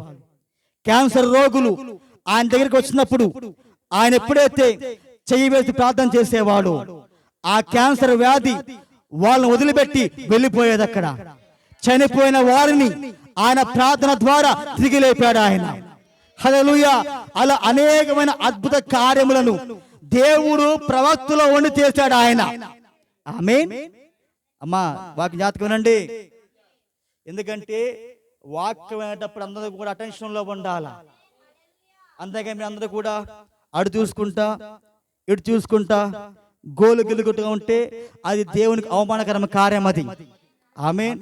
ఉదాహరణకి మీరు కలెక్టర్ గారి ఆఫీస్కి వెళ్ళారు, అవునా? కలెక్టర్ ఎవరు? అధికారి ఆయన. కలెక్టర్ గారి ఆఫీస్కి వెళ్ళి ఎలా కూర్చుంటారు? కుర్చీలో ఎలా కూర్చుంటారు, అవునా? మర్యాద. ఆయన ఏం చెబుతున్నారో మీరు వింటారు, అవునా? అంతేగాని కలెక్టర్ గారు మాట్లాడేటప్పుడు గోళ్ళని చూసుకుంటా గోలు గిల్లుకుంటా నేరం చూసిన ఏమైంది గెరౌట్ అంటాడు ఆయన, అవునా? ఒక అధికారం ముందర నువ్వు కూర్చోకపోతే నీకు ఏది కూడా రాదు. మన దేవుడు ఎవరు? అధికారులకు అధికార ఆయన. ప్రతి అధికారము కూడా ఆయన ద్వారా మాత్రం వచ్చేదిగా ఉన్నది. మన దేవుడు రాజులకు రాజుగా ఉన్నాడు ఆయన. మన దేవుడు ప్రభువులు ప్రభువుగా ఉన్నాడు ఆయన. ఇప్పుడు మరి ఆయన దగ్గర ఎలా కూర్చోవాలా? జాగ్రత్తగా కూర్చోవాలా, శ్రద్ధగా కూర్చోవాలా, వాక్యం వింటూ ఉండాలా. ఆమేన్. అంతేగాని గోలు గెలుకుంటా ఇలా ఎక్కడో ఆలోచించుకుంటా కూర్చోమాకండి ఎప్పుడు కూడా. అది దేవునికి అవమానకర కార్యం అది. మనం దేవుణ్ణి మనం ఏమన్నా అయ్యా ఇప్పుడు మా మధ్యలో ఉండాలని మనం ఆహ్వానిస్తూ ఉంటాం. ఆహ్వానించి అవమానపరిస్తే మన శాపం అది. ఆమేన్. మనం ఆయన ఆహ్వానించాం కాబట్టి మనం ఆయన గౌరవించాల్సిన బాధ్యత మనమే ఉన్నది. కాబట్టి మనం వాక్యం జాగ్రత్తగా వినాలి. హల్లెలూయా. చూడండి, అందుకనే ప్రవక్త దగ్గరికి ఎవరైతే వచ్చారో వాళ్ళు స్వస్థపదం తిరిగి వెళ్తూ ఉండేవారు. ఎందుకని? ప్రవక్తలో దేవుడు ఉన్నాడు కాబట్టి. ఆ ప్రజలు వాక్యం నమ్మాలా, ఆ ప్రజలు ప్రవక్తను నమ్మాలా. అప్పుడు వారి వ్యాధి ఎలాంటిదైనప్పటికీ కూడా వాళ్ళు స్వస్థ పొందుకొని తిరిగి వెళ్తూ ఉండేవారు. వాళ్ళు నమ్మకపోతే దేవుడే వచ్చేసిరా నమ్మరాళ్ళు. అమ్మా నేను వేస్తున్నామంటే ఓ వాళ్ళు చెప్పేవాళ్ళేవో ఎనివేసేయండి అయ్యా అంటారు, అవునా? ఏసండి ఎలా ఉండాలి? మహిమతో రావాలి, అగ్ని ఉండాలని ప్రజలు చూస్తూ ఉంటారు. కానీ ఏసు ఎప్పుడు కూడా సామాన్యముగా అవుతా ఉంటాడు ఆయన. హల్లెలూయా. కాబట్టి మన విశ్వాసం కలిగి ఉండాలి. ఆమేన్. చూడండి, ఇలా అనొచ్చు, సార్ మరి ప్రవక్త వెళ్ళిపోయాడు కదా, ఇప్పుడు మనం ఎలా నమ్మాలి, ఎవరు నమ్మాలి అంటే ప్రవక్త అది కూడా చెప్పాడు ఆయన. ఇప్పుడు మీకు దేవుడు ఎవరినైతే సేవకుడిగా నియమించాడో సంఘము మొట్టమొదట ఆ పాస్టర్ పట్ల విశ్వాసం ఉంచాలా. గతమవుతుందా? సంఘము కనుక పాస్టర్ నమ్మకపోతే ఆ పాస్టర్ మీకోసం ఏది కూడా చేయలేడు ఆయన. గతమవుతుందా? ఎలాంటి సేవకుని సంఘం నమ్మాలంటే ఎవరినైతే దేవుడు పిలిచాడో, ఎవరినైతే దేవుడు ఎన్నుకున్నాడో ఆ సేవకుని పట్ల వాళ్ళు విశ్వాసం ఉంచాలా, ఆ సేవకుని వాళ్ళు గౌరవించాలా. అప్పుడు వారు దాన్ని పొందుకుంటారు. వాళ్ళు చూడండి, మనం ఒక సేవకుని గౌరవించకపోతే దేవుడు కూడా మనల్ని గౌరవించడు ఆయన. ఎందుకంటే దేవుడు ఎవరినైతే పంపించాడో ఆ వ్యక్తి నత్తివాడు కావచ్చు, ఆ వ్యక్తి చదువు లేకపోవచ్చు, ఆ వ్యక్తిలో దేవుడు ఉంటాడు. హల్లెలూయా. కాబట్టి ప్రవక్త అదే అన్నాడు ఆయన. ఇప్పుడు ప్రవక్త వెళ్ళిపోయాడు. ఆమేన్. ఇప్పుడు ప్రజల కోసం ఎవరు ప్రార్థన చేయాలి? సేవకులే ప్రార్థన చేయాలా, వాక్య ప్రకారముగా. హల్లెలూయా. ఎందుకంటే అది వాక్య క్రమం కాబట్టి. ఆమేన్. గదర వాక్యం అవుతుందమ్మా.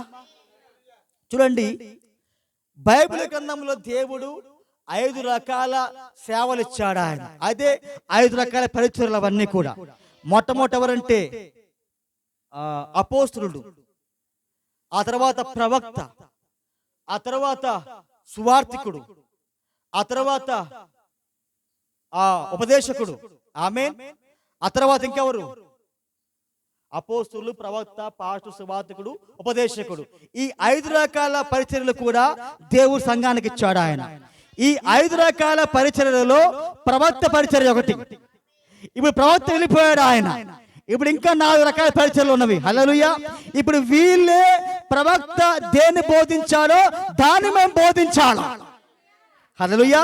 ఎందుకంటే ప్రవక్తలో ఉన్న దేవుడే ఇప్పుడు వాళ్ళలో కూడా ఉంటాడు ఆయన. ఎందుకంటే దేవుడు ఎప్పుడు కూడా ఒక వ్యక్తికే బద్ధుడు కాదు ఆయన. ఆయన వారి కుమారుల్లో, వారి కుమార్తెలో దేవుడు ఉంటాడు ఆయన. ఇప్పుడు నీలో దేవుడు ఉంటాడు, ఇప్పుడు నాలో దేవుడు ఉంటాడు, ప్రతి ఒక్కరిలో దేవుడు ఉంటాడు ఆయన. హల్లెలూయా. ఇప్పుడు ప్రవక్త వెళ్ళిపోయాడు.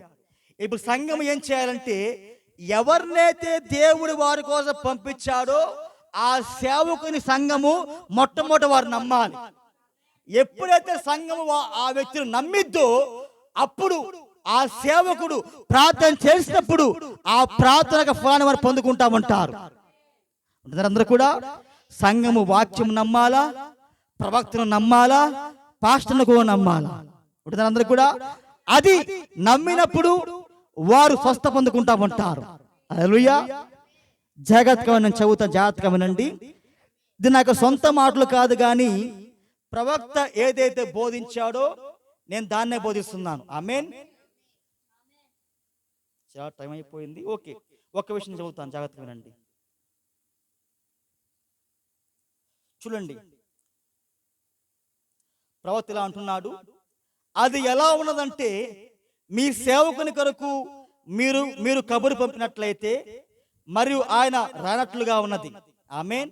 ఒకసారి లాజరు ఏమయ్యాడు?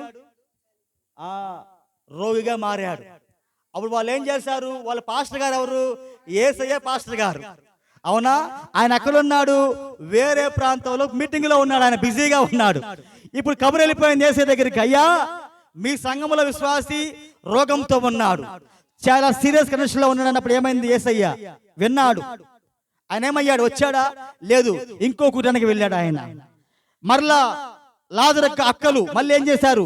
మరలా కబురు పంపించారు. అవునా? మరలా ఆయన వార్త విన్నాడు. మళ్ళీ దేవుడు ఏమయ్యాడు? మరలా ఇంకో దేశానికి వెళ్ళాడు ఆయన. హల్లెలూయా. ప్రవక్త అంటున్నాడు, ఇప్పుడు ఏది వచ్చినా కానీ, రోగమైన వ్యాధైనా కాదు, అది ఆయన మహిమార్థంగా వస్తూ ఉంటుంది. హల్లెలూయా. ఇప్పుడు మనలో చాలా మంది ఏం చేస్తూ ఉంటారంటే, ఎవరికైనా రోగం వచ్చింది, వ్యాధి వచ్చింది, మనం ఏం చేస్తాం? పాస్టర్ గారికి ఫోన్ చేస్తాం. అవునా? అయ్యా పాస్టర్ గారు, నాకు రోగం వచ్చింది, మీరు మా ఇంటికి వచ్చి నా కోసం ప్రార్థన చేయమని మీరు ఫోన్ చేస్తారు. అప్పుడు నేను ఎక్కడ ఉంటా? వేరే ఎక్కడో మీటింగ్లో ఉంటా. అవునా? అమ్మా నేను ఇప్పుడు రాలేను, నేను ఇప్పుడు దూరంగా ఉన్నాను అని నువ్వు అంటావు, పాస్టర్ గారు అంటారు. ఆమేన్. అలా నువ్వు 2-3 సార్లు ఫోన్ చేస్తావు. నేను ఫోన్ చేస్తే పాస్టర్ గారు రాలేదా, ఈ సంగతి చెబుతా, ఇక వచ్చేవారి నుంచి కూడా ఈ సంఘంలోంచి వేరే సంఘానికి వెళ్ళిపోతా, హల్లెలూయా అని కొంతమంది ఇలా అనుకుంటా ఉంటారు. ఆమేన్. కానీ ప్రతిదీ కూడా ఆయన మహిమార్థం వస్తూ ఉంటుంది మనకి. ఎందుకంటే నువ్వు ఎలా రియాక్షన్ చెందుతావో ఆయన పరీక్షిస్తూ ఉంటాడు ఆయన. హల్లెలూయా. జాగ్రత్తగా ఉండండి, చెబుతాను.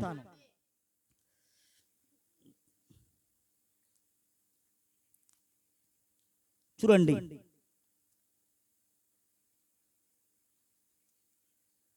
మీ సేవకుని కొరకు మీరు కబురు పంపినట్లయితే మరియు ఆయన రానట్లుగా ఉన్నది. ఎందుకు? పాతకాలపు వేషధారి, నేను వెళ్ళి మరియు వేరొక సంఘంలో చేరతాను. వీడేమంటాడు? అయ్యగారు నేను ఫోన్ చేస్తే ఈయన రాలేదు కాబట్టి ఇక వచ్చేవారి నుంచి నేను వేరే సంఘానికి వెళ్తాను. ఎవరంటాడు? వేషధారి అంటా ఉంటాడు. ఆమేన్ అని చెప్పేదవు.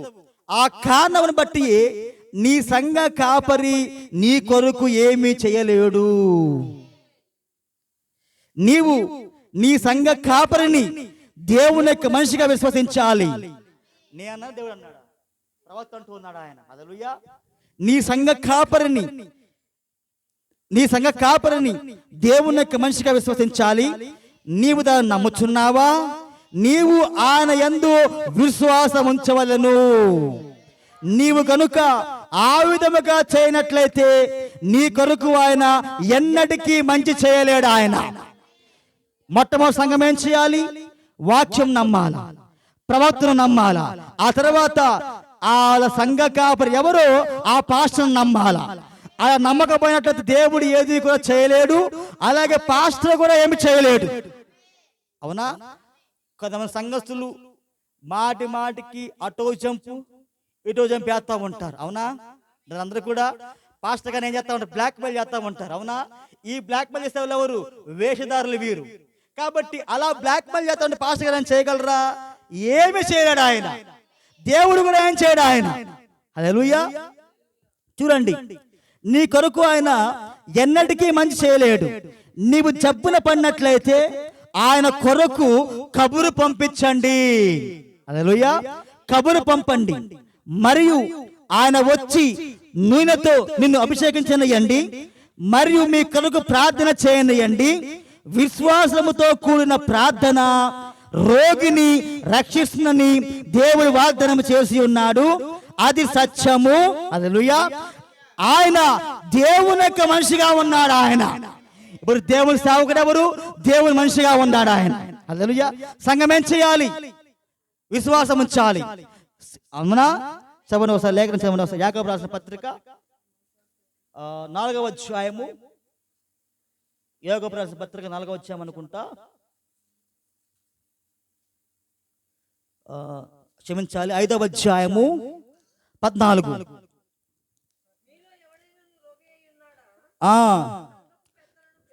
చూడండి, వాక్యమునే ప్రవక్త చెప్తూ ఉన్నాడు ఆయన. మీలో ఎవరైనా రోగిగా ఉన్నాడా? ఆ వ్యక్తి ఏం చేయాలి? సంఘములో ఉన్న పెద్దని అతను పిలిపించాలి. చూడండి, సంఘానికి పెద్దవరంటే ఆ సంఘ కాపరే పెద్దగా ఉన్నాడు. హల్లెలూయా. అందరూ తీసారా? పేజీ నంబర్ 212, యాకోబు రాసిన యాకోబు పత్రిక 5వ అధ్యాయము 14వ వచనం. ఆమేన్. ఇప్పుడు సంఘం ఏం చేయాలి? ఎవరికైనా రోగం వచ్చింది, ఆమేన్, వ్యాధిలో ఉన్నాడు, హాస్పిటల్లో ఉన్నాడు, ఆ వ్యక్తులు ఏం చేయాలి? సంఘములో ఉన్న పెద్దను పిలిపించాలా? అవునా? మీరు పిలవాలా? అయితే వాళ్ళే వస్తారా? పిలవాలి. నువ్వు పిలుస్తున్నావు అర్థమేంటి? నువ్వు వాక్యం పట్ల విశ్వాసం ఉంది కాబట్టే నువ్వు పిలుస్తా ఉన్నావు. అవునా? అందుకని దేవుడు మరీ రాస్తా ఉన్నాడు. సంఘం ఏం చేయాలా? ఫోన్ చేసి పిలవాలా. అవునా? నీకు అయ్యా నాకు ఇలా రోగం వచ్చింది, నాకు వ్యాధి వచ్చింది, కాబట్టి నువ్వు వచ్చి ఏం చేయాలంటే నాకు ప్రార్థన చేయమని పిలవాలి. ఆమేన్. సంఘానికి పెద్ద పాస్టర్ అయి ఉన్నాడు ఆయన. ప్రవక్తున్నాడు. సంఘానికి మొట్టమొదటి పెద్దవరంటే సంఘ కాపరే పెద్దగా ఉన్నాడు. ఆ తరువాత సంఘంలో పెద్దలు ఉంటారు. హల్లెలూయా. చదవండి.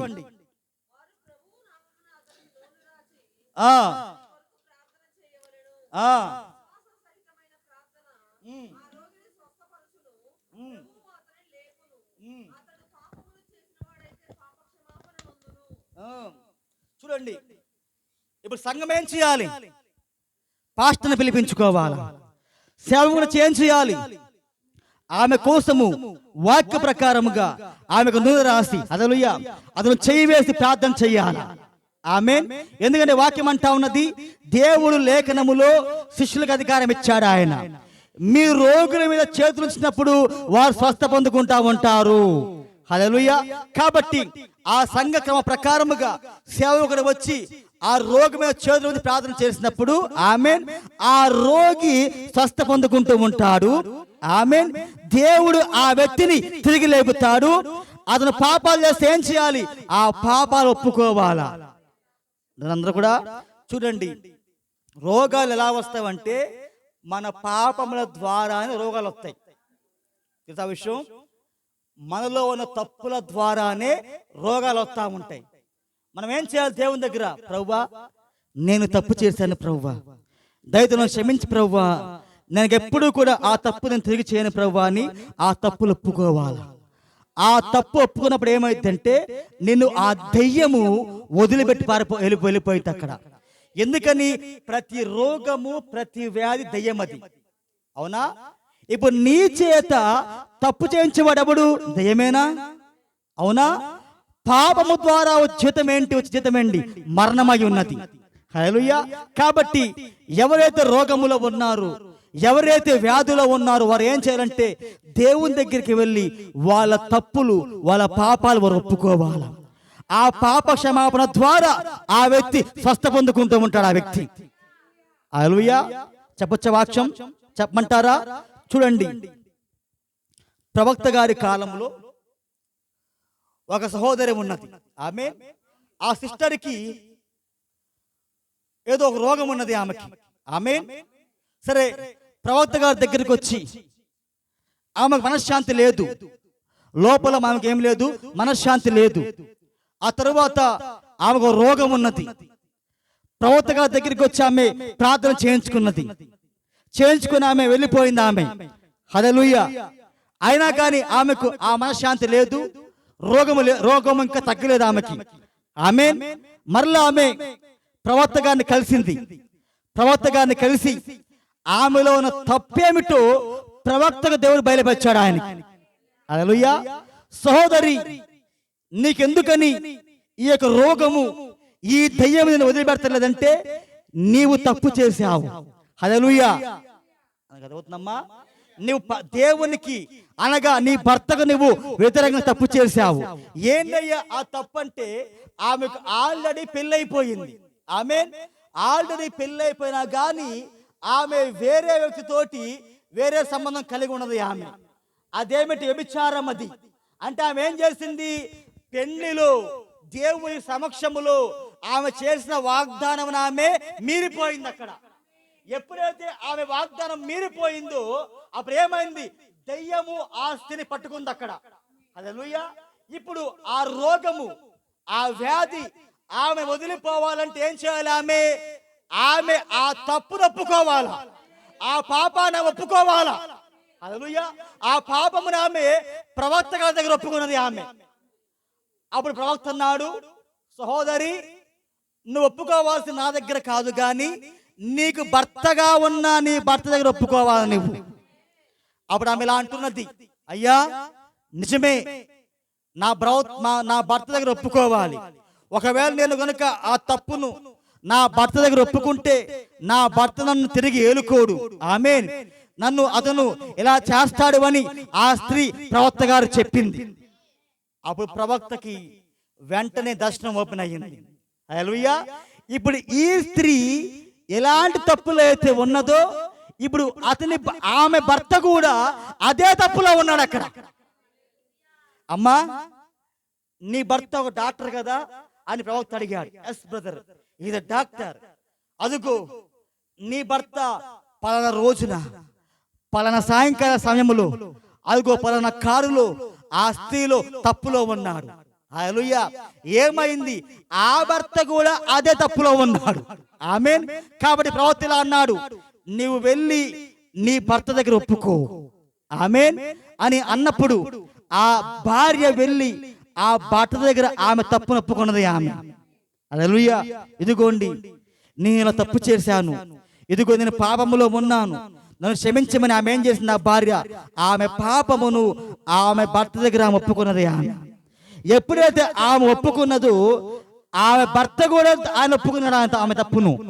ఇగో స్వీట్ హార్ట్, నేను కూడా మన పెండ్లి ప్రమాణాన్ని మీరిపోయాను, నేను కూడా వేరే స్త్రీతో అక్రమంగా జీవిస్తున్నాను అని ఆయన ఏం చేశాడు? ఆయన తప్పును కూడా ఒప్పుకున్నాడు. ఆయన హల్లెలూయా అంటే అందరూ అర్థమవుతుందమ్మా. ఆయన ఒప్పుకోక మునిపే ఆమె భార్య ఆయన చెప్పేసింది అక్కడ. హల్లెలూయా, అవునండి, నువ్వు చెప్పక మునిపే ఒక ప్రవక్త ఉన్నాడు, ఆయన ఆల్రెడీ మీరు ఎక్కడ తప్పులో ఉన్నారో ఆయన చెప్పేశాడు అని ఆయన భార్య చెప్పేసింది అక్కడ. ఎప్పుడైతే ఒకరి పాపాలు ఒకరితో ఒప్పుకున్నారో ఆమేన్, ఆ క్షణములోనే ఆ దయ్యము, ఆ రోగము ఆ స్త్రీని వదిలిపెట్టి వెళ్ళిపోయింది. అది హల్లెలూయా. అందుకే యేసయ్య అంటూ ఉన్నాడు, ఒకరి పాపాలు మీరు ఒకరితో ఒప్పుకోవాలా. అర్థమవుతుందా? ఎందుకంటే భర్తకు తెలియకుండా భార్యలు రహస్య పాపాలు ఉంటాయి, భార్యకు తెలియకుండా భర్తలు రహస్య పాపాలు ఉంటాయి. మీరు ఎవరి దగ్గర ఒప్పుకోవాలో వారి దగ్గర మీరు ఒప్పుకోవాలా. అప్పుడు ఏమైందంటే ఆ దయ్యము, ఆ పాపము, ఆ రోగము నిన్ను వదిలిపెట్టి వెళ్ళిపోతా ఉంటది. ఆ పాపం ఒప్పుకోనంతసేపు నిన్ను ఆ దయ్యము పట్టుకొని ఉంటది. హల్లెలూయా. అందుకని ఈ యొక్క అధ్యాయములో ఈ యొక్క యాకోబు పత్రికలో దేవుడు ఇలా అంటున్నాడు. చదవండి ఒకసారి కిందకి. యాకోబు పత్రిక, మీ పాపాలు ఒకరితో ఒకరు మనం ఒప్పుకోవాలి, అప్పుడు మీరు స్వస్థ పొందుకుంటా ఉంటారు. హల్లెలూయా. నీవు పాపం ఒప్పుకోనిదే నీకు స్వస్థత నీకు రాదు, నీకు ఆరోగ్యం రాదు. ఆ దయ్యం నేను వదిలిపెట్టడు వాడు. ఎప్పుడైతే మనం ఒప్పుకుంటామో అప్పుడు ఆ దయ్యం యొక్క ఆత్మ ఆ ఒప్పుకోని బట్టి నిన్ను వాడు వదిలిపెట్టి వెళ్ళిపోతాడు అక్కడ వాడు. అందుకని మనకు ఏదైనా రోగం వచ్చినప్పుడు, ఏదైనా వ్యాధి వచ్చినప్పుడు మనం ఏం చేయాలంటే, నేనెక్కడ పడిపోయాను, నేనెక్కడ పాపం చేశాను మనం తల చూసుకోవాలా. అప్పుడు మనం బయలుపరచబడినప్పుడు ఆ పాపాన్ని మనం ఒప్పుకోవాలి, అప్పుడు మనం స్వస్థ పొందుకుంటా ఉంటాం. హల్లెలూయా. కాబట్టి సంఘము ప్రవక్తను నమ్మాలా, వాక్యం నమ్మాలా, అలాగే ఆ సంఘ కాపరిని నమ్మాలా. నువ్వు సంఘ కాపరి పట్ల నమ్మకం లేకపోయినట్లయితే దేవుడు నీకు ఏది కూడా చేయలేడు, అలాగే పాస్టర్ కూడా నీకు ఏది చేయలేడు ఆయన. ఆమేన్. ఇంకా చదువుతా వినండి. ఈ కూటములపై అనేక మంది తప్పుడు అభిప్రాయం కలిగి ఉన్నారు. అక్కడ సువార్తికుడు ఉన్నందుకు లేక అతడు వెళ్ళిపోయిన తర్వాత ఎవరో ఒకరు రోగుల కొరకు ప్రార్థిస్తున్నారు, వారితోనే ఆ స్వస్థ ప్రభావం వెళ్ళిపోయిందని వారు అనుకుందరు. ఆమేన్. చూడండి, మనం సంఘములోకి బయట ప్రాంతం నుంచి కొంతమంది మనం పిలిపిస్తూ ఉంటాం వాక్యం చెప్పడానికి. ఆమేన్. అప్పుడు వాళ్ళు వచ్చి ఏం చేస్తారంటే రోగుల మీద చేతుల నుంచి వాళ్ళు ప్రార్థన చేస్తూ ఉంటారు. చాలా మంది సంఘస్థులు ఏమనుకుంటారంటే ఆయన వచ్చి ప్రార్థన చేశాడు, ఇప్పుడు ఆ యొక్క స్వస్థ ప్రభావం అనేది ఆయనతోనే వెళ్ళిపోయిందని చాలా మంది అనుకుంటూ ఉంటారు. అర్థమవుతుందమ్మా? ఆ స్వస్థత అనేది అది ఆయనతోనే వెళ్ళిపోలేదు. అది హల్లెలూయా. వినండి జాగ్రత్తగా.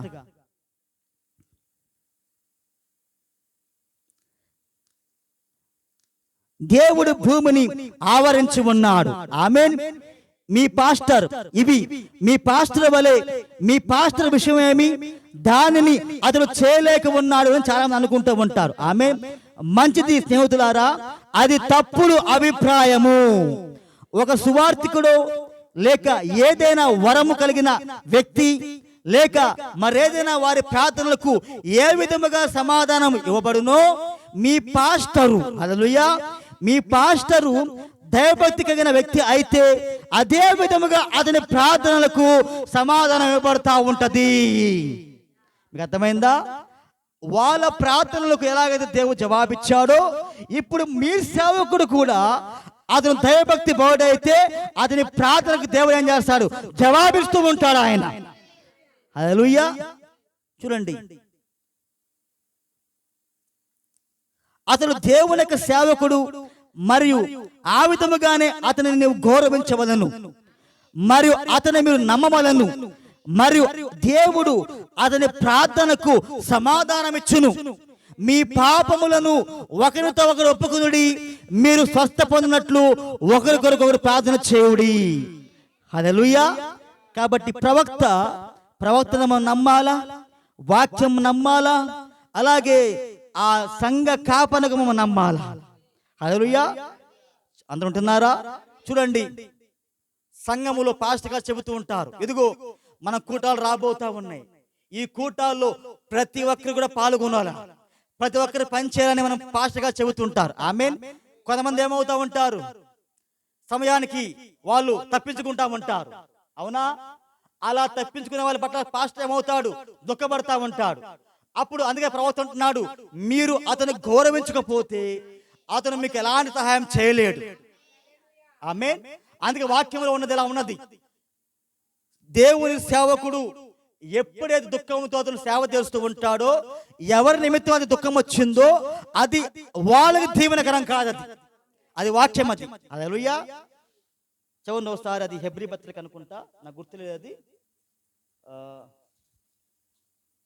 ఇంకా తెలుసమ్మా ఎవరికైనా? అపోస్తలుల హెబ్రీ రాసిన పత్రిక, నేను మర్చిపోయినది.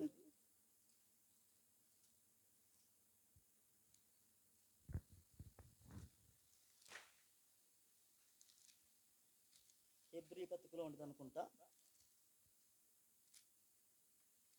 అతను దుఃఖముతో, నేను తర్వాత చూపిస్తాను మీకు, ఓకేనా? హల్లెలూయా. అందరూ ఇక్కడే ఉన్నారా? కాబట్టి మనం ఎప్పుడు కూడా ప్రవక్త వర్తమాన ప్రకారముగా ఆ యొక్క వ్యక్తిని మనం గౌరవించాలా. చదవండి, అపోస్తలుడైన పౌలు హెబ్రీయులకు రాసిన పత్రిక 13వ అధ్యాయము 17వ వచనం. 13:17.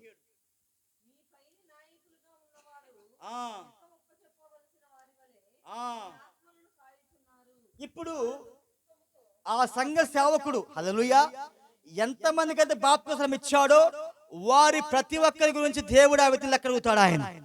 ఆమేన్. ఎందుకంటే ఆ సంఘ కాపరి ఆ సంఘంలో ఉన్న ఆత్మల కోసం లెక్క చెప్పాలా, పక్కన సంఘం కోసం కాదు. ఆ సంఘములో ఆ వ్యక్తి ఎంతమందికి బాప్తిసం ఇచ్చాడో వారి మీద ఎవరు లెక్క చెప్పాలా? ఆ సంఘ కాపరి లెక్క చెప్పాలా. చదవండి, వారు దుఃఖముతో ఆ పని చేసిన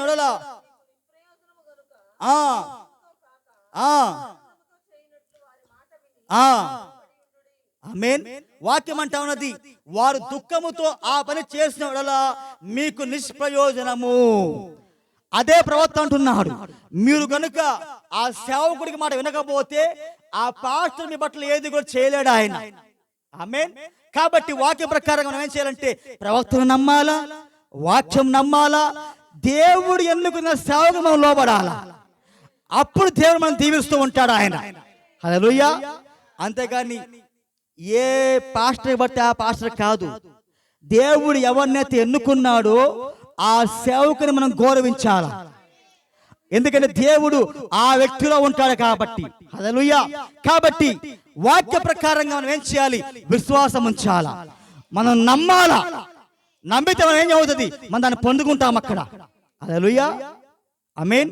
అందుకే ప్రవక్త అంటున్నాడు, ఎవరో బయట నుంచి వచ్చే సువార్తికులకు మాత్రమే ఆ స్వస్థవరం ఇవ్వలేదు, కానీ దేవుడు లోకల్ గా ఉన్న ఈ పాస్టర్ కూడా ఆయన ఆ వరం ఇచ్చాడు. ఆయన సంఘము దాన్ని నమ్మి పొందుకోవాలి. నమ్మకపోతే మీరు దేన్ని కూడా పొందుకోలేరు. ఆమేన్. హల్లెలూయా.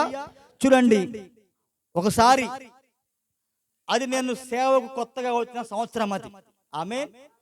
మరి ఆమె ఒక ముస్లిం సహోదరి. ఆమె మా ఇంటి దగ్గర వాళ్ళ కుమార్తె ఉంటది, వాళ్ళ అమ్మేమో గన్నవరంలో ఉంటది. ఆమెకు అదేదో ఒక అంతుబట్ట రోగం వచ్చింది. ఎన్నో హాస్పిటల్ తిరిగింది ఆమె. హాస్పిటల్, అవునా, ఎన్నో హాస్పిటల్కి, సూపర్ స్పెషాలిటీ హాస్పిటల్, ఆసుపత్రి విజయవాడలో ప్రతి ఆసుపత్రి తిరిగేసింది ఆమె. ఎన్నో లక్షల డబ్బులు తగలెట్టేశారు. ఆఖరికి హైదరాబాద్ కూడా వెళ్ళారు ప్రతి వారం.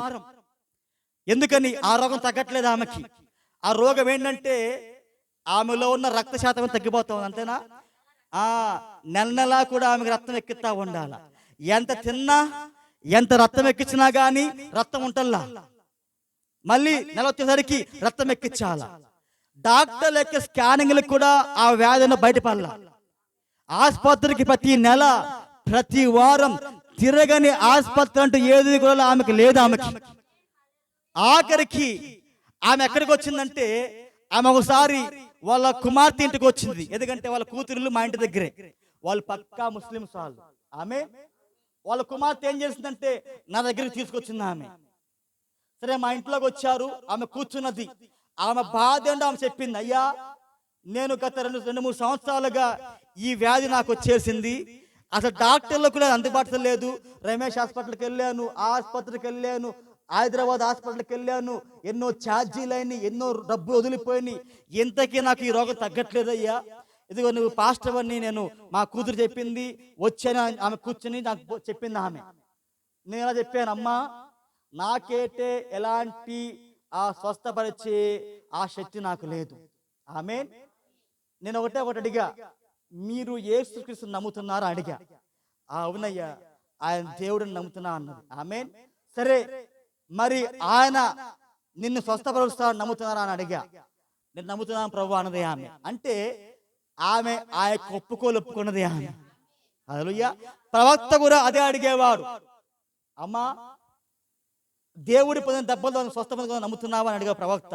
అప్పుడు వాళ్ళు ఏమనేవారు, అయ్యా నేను నమ్ముతున్నా అని వాళ్ళు ఒప్పుకునేవారు. ఆమెన్. అప్పుడు ప్రవక్త ప్రార్థన చేసేవాడు వాళ్ళ గురించి. నేను కూడా అలాగే ఆమె ప్రశ్నలు అడిగి ఆమె కోసం ప్రార్థించాను ఆమెకి. హల్లెలూయా. ఒక చిన్న ప్రార్థన మాత్రమే నేను చేశా. ఆమె ప్రార్థన చేయించుకొని వెళ్ళిపోయింది ఆమె. ఆ తర్వాత రిపోర్ట్ ఏంటంటే అంతవరకు ఉన్న రోగం అనేది ఆమెకి తగ్గిపోయింది అక్కడ. హల్లెలూయా. ఎందుకంటే మన దేవుడు స్వస్థపరిచే దేవుడుగా ఉన్నాడు ఆయన. యేసు క్రీస్తు అందరికీ దేవుడుగా ఉన్నాడు ఆయన. చాలా మంది అనుకుంటారు ఆయన మా దేవుడు కాదయ్యా, ఆ కులపోల దేవుడు. కానీ వాక్యం అంటా ఉన్నది యేసు క్రీస్తు అందరికీ దేవుడుగా ఉన్నాడు ఆయన. ప్రత్యేకించి కులపోల దేవుడు కాదండి, అందరికీ దేవుడు, అందరికీ ప్రభువుగా ఉన్నాడు ఆయన. ఎవరైతే ఆయన నమ్మి వస్తారో ఆ వాగ్దానము వాళ్ళు పొందుకుంటా ఉంటారు అక్కడ. హల్లెలూయా. కాబట్టి మనం ఒకటి నమ్మాలి, ప్రభువా నీవు స్వస్థపరిచే దేవుడుగా ఉన్నావు తండ్రి. అది ఎలాంటి రోగమైనా కావచ్చు, ఎలాంటి వ్యాధైనా కావచ్చు ప్రభువా, నేను నమ్ముతున్నాను తండ్రి, నీవు పొందిన దెబ్బల ద్వారా నాకు స్వస్థత ఉన్నది ప్రభువా. ఇదిగో మా ప్రవక్త ఇలా మాకు చెప్పాడు ప్రభువా, నేను ప్రవక్తను నమ్ముతున్నాను అని నువ్వు ప్రార్థనలో ఎత్తి నువ్వు ప్రార్థించాలా. అప్పుడు ఆ యొక్క వ్యాధిలో నుంచి ఆ రోగంలో విడుదల పొందుకుంటా ఉంటావు అక్కడ. హల్లెలూయా. అందుకనే ప్రవక్త ఎక్కువగా ఆయన మీరు కేవలం మీరు నమ్మమన్నాడు ఆయన. నమ్ముట నీ వల్లైతే నమ్మువానికి సమస్తము కూడా సాధ్యమే. హల్లెలూయా. అందుకనే ఆ స్త్రీతో దేవుడు ఇలా అన్నాడు, కుమారి నీ విశ్వాసం నిన్ను స్వస్థపరిచినది. హల్లెలూయా. కాబట్టి నువ్వు నమ్మకుండా వస్తే నువ్వు ఏది కూడా పొందుకోలేవు. నువ్వు నమ్మి దేవుని వద్దకు రావాలి. హల్లెలూయా. అందుకని ఆయన చేసిన వాగ్దానములు అవి ఎప్పుడు కూడా మారిపోయేవి కాదండి. భూమి ఆకాశములు గతించిపోవచ్చు కానీ దేవుని వాగ్దానం ఎప్పుడు కూడా అది నిలకడగానే ఉంటుంది. ఆయన మార్పు లేని దేవుడుగా ఉన్నాడు ఆయన. ఆయన మారని దేవుడుగా ఉన్నాడు ఆయన.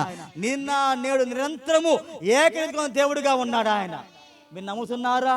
2000 సంవత్సరాల క్రితము ఆయన ఎలాగైతే ఒక వ్యక్తిని స్వస్థపరిచాడు, ఈ రోజు కూడా ఆయన అదే దేవుడుగా ఉన్నాడు ఆయన.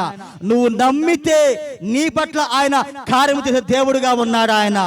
ఆ 2000 సంవత్సరాల క్రితము ఒక వ్యక్తిని, చనిపోయిన వ్యక్తిని దేవుడు ఎలాగ తిరిగి లేపాడు, ఈ రోజు కూడా ఆయన తిరిగి లేపే దేవుడుగా ఉన్నాడు ఆయన. నువ్వు నమ్మితే ఆ యొక్క వాగ్దానం పొందుకుంటా ఉంటావు అక్కడ. హల్లెలూయా. 2000 సంవత్సరాల క్రితము ఒక పక్షవాతము కలిగిన ఆ వ్యక్తిని దేవుడు ఎలాగైతే స్వస్థపరిచాడో, ఇప్పుడు కూడా ఆయన ఈ మధ్యాహ్న కాలంలో కూడా అదే దేవుడుగా ఉన్నాడు ఆయన. నువ్వు నమ్మితే దాని ఫలం నువ్వు పొందుకుంటా ఉంటావు అక్కడ. నమ్మకపోతే నువ్వు దేన్ని పొందుకోలేవు అక్కడ. కాబట్టి నమ్ముతున్నారా మీరందరూ కూడా? నమ్మితే మీరు ఆమెను చెప్పండి అక్కడ. ప్రభువా నేను నమ్ముతున్నాను ప్రభువా, నువ్వు అదే దేవుడుగా ఉన్నావు తండ్రి, నువ్వెల్లప్పుడు కూడా మార్పు లేని దేవుడుగా ఉన్నావు ప్రభువా అని మనం ప్రార్థన చేసుకుందాం. అందరికీ తల్ల వంచండి. అందుకు తల్ల వంచని ప్రార్థన చేసుకుందాం. తండ్రి, నీవు మార్పు లేని దేవుడిగా ఉన్నావు యేసయ్యా. కాలములు మారిపోవచ్చు, యుగములు మారిపోవచ్చు, కానీ ప్రభువా నీవెన్నడూ కూడా మార్పు లేని వాడవు. భూమి ఆకాశములు గతించిపోవచ్చు, కానీ యేసయ్యా నీ వాక్యము ఎన్నడూ కూడా తప్పిపోయేది కాదు ప్రభువా. నువ్వు ఈ రోజు కూడా నువ్వు అదే దేవుడిగా ఉన్నావు తండ్రి.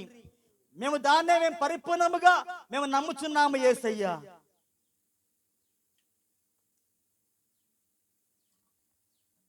అని ప్రతి ఒక్కరు కూడా ప్రార్థనలో ఉండండి.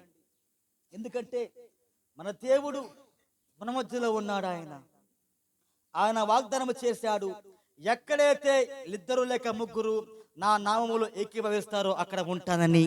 నిత్యముగా మన యేసయ్య మన మధ్యలో ఉన్న దేవుడుగా ఉన్నాడు ఆయన. యేసయ్య నేను నమ్ముతున్నాను ప్రభువా. తండ్రి, నాలో అనేకమైన తప్పులు ఉన్నవి తండ్రి. నాలో అనేకమైన వాక్య వ్యతిరేకమైన పాపములు ఉన్నవి ప్రభువా. నాలో అనేకమైన బలహీనతలు ఉన్నవి తండ్రి. దేవా, మేము దగ్గర ఒప్పుకొంచున్నాము తండ్రి. అయ్యా, మాలో ఉన్న ప్రతి తప్పులను, మాలో ఉన్న ప్రతి పాపమును దయతో క్షమించు ప్రభువా. ఎందుకంటే అది నీ వాగ్దానము యేసయ్యా. మీరు అన్నారు ఆ పత్రికలో, మీలో మీ యొక్క పాపములను ఒకరితో ఒకరు ఒప్పుకొనండి, అప్పుడు మీరు స్వస్థ పొందుకుంటారని వాక్యంలో మేము చూస్తాము తండ్రి. నిజమే యేసయ్యా, మాలో ఉన్న ప్రతి పాపములను, మాలో ఉన్న ప్రతి తప్పులను, మాలో ఉన్న ప్రతి ఈర్ష్యను, మాలో ఉన్న ప్రతి ద్వేషమును, మాలో ఉన్న ప్రతి పగను, అయ్యా మాలో ఉన్న ప్రతి దానిని కూడా దయతో మీరు క్షమించమని ప్రార్థిస్తున్నాము తండ్రి. యేసయ్యా, మా ప్రవక్త బోధించాడు, మొట్టమొదటి సంఘము వాక్యము నమ్మాలా, సంఘము ప్రవక్తను నమ్మాలా, సంఘము ఏ సేవకునైతే దేవుడు వారి కోసం పంపించాడో ఆ సేవకుని, ఆ యొక్క పాస్టర్ని సంఘము నమ్మాలని. ఎందుకంటే ప్రభువా, ఈరోజు చాలా మంది కూడా ఆ సంఘం యొక్క కాపరిని నమ్మలేదు కాబట్టే ప్రభువా వారు ఏది కూడా పొందుకోలేకపోతున్నారు తండ్రి. ఈరోజు మేము కూడా ప్రభువా ఆ సేవకుని పట్ల, ఆ కాపరి పట్ల అగౌరవంగా ప్రవర్తించినట్లయితే ప్రభువా, అయ్యా మేము ఆ యొక్క సేవకుని మేము దుఃఖపరిచినట్లయితే ప్రభువా, అయ్యా ప్రతిదీ కూడా నిష్ప్రయోజనమే తండ్రి. నిత్యముగా మేము ఎల్లప్పుడూ కూడా నీ పనిలో మాత్రమే ఉండాలి ప్రభువా. మేము ఎల్లప్పుడూ నీ సేవలో ఉండాలి ప్రభువా. తండ్రి, మా జీవితంలో మేము అన్నిటికంటే ముఖ్యముగా నీ వాక్యానికి మాత్రమే మొట్టమొదటి స్థానం ఇచ్చే ఆ గొప్ప కృప మాకిమ్మని ప్రార్థిస్తున్నాము తండ్రి. అందుకని నీవన్నావు, మొట్టమొదటి రాజ్యమును నా యొక్క నీతిని ఎతకమన్నావు ప్రభువా. అప్పుడు మాకు ఏది అవసరమో ప్రతి దాన్ని ఇచ్చే దేవుడిగా నీవు ఉన్నావు ప్రభువా. యేసయ్యా, మొట్టమొదటి ప్రభువా మేము నీ కోసం పని చేయాలి, మేము నీ కోసం జీవించాలి, నీ వాక్యం మేము నమ్మాలి ప్రభువా. అలా నమ్మగలిగే ఆ గొప్ప విశ్వాసమును, ఆ పరిపూర్ణ విశ్వాసమును మాలో ఉన్న ప్రతి ఒక్కరికి మనం ప్రార్థిస్తున్నాము తండ్రి. అయ్యా, మాలో ఇక్కడ ఉన్న ఒకరిలో ఎవరికైనా సరే విశ్వాసంలో లోటుగా ఉన్నట్లయితే ప్రభువా వారిలో విశ్వాసము పెరుగునుగాక తండ్రి. ఎందుకంటే నీ వాక్యం వినుట ద్వారా విశ్వాసం వస్తూ ఉంటుంది ప్రభువా. మా ప్రవర్త కాలములో నువ్వు ఎలాగైతే రోగిని స్వస్థపరిచావు, ఈ రోజు కూడా నీవు అదే దేవుడుగా నీవు ఉన్నావు తండ్రి. మా ప్రవర్త కాలంలో నువ్వు ఎలాగైతే ఆ క్యాన్సర్ వ్యాధిని నువ్వు స్వస్థపరిచావు, నువ్వు ఈ రోజు కూడా మా మధ్యలో ఈ మధ్యాహ్న సమయంలో నువ్వు అదే దేవుడుగా ఉన్నావు తండ్రి. మేము దాన్ని పరిపూర్ణంగా నమ్ముచున్నాం ప్రభువా. తండ్రి, నమ్మగలిగే విశ్వాసమును ప్రతి ఒక్కరికి మనం ప్రార్థిస్తున్నాము. నిత్యముగా ఈ వాక్యం ఊరకనే పోకుండా ప్రతి ఒక్కరి హృదయములో పడి 30 వంతులు 60 వంతులు 100 వంతులుగా ఫలించే ఆ గొప్ప కృప దయచేయమని, సహాయము చేయమని యేసుక్రీస్తు నామములో ప్రార్థించి అడుగుచున్నాము. Amen, amen. God bless you all.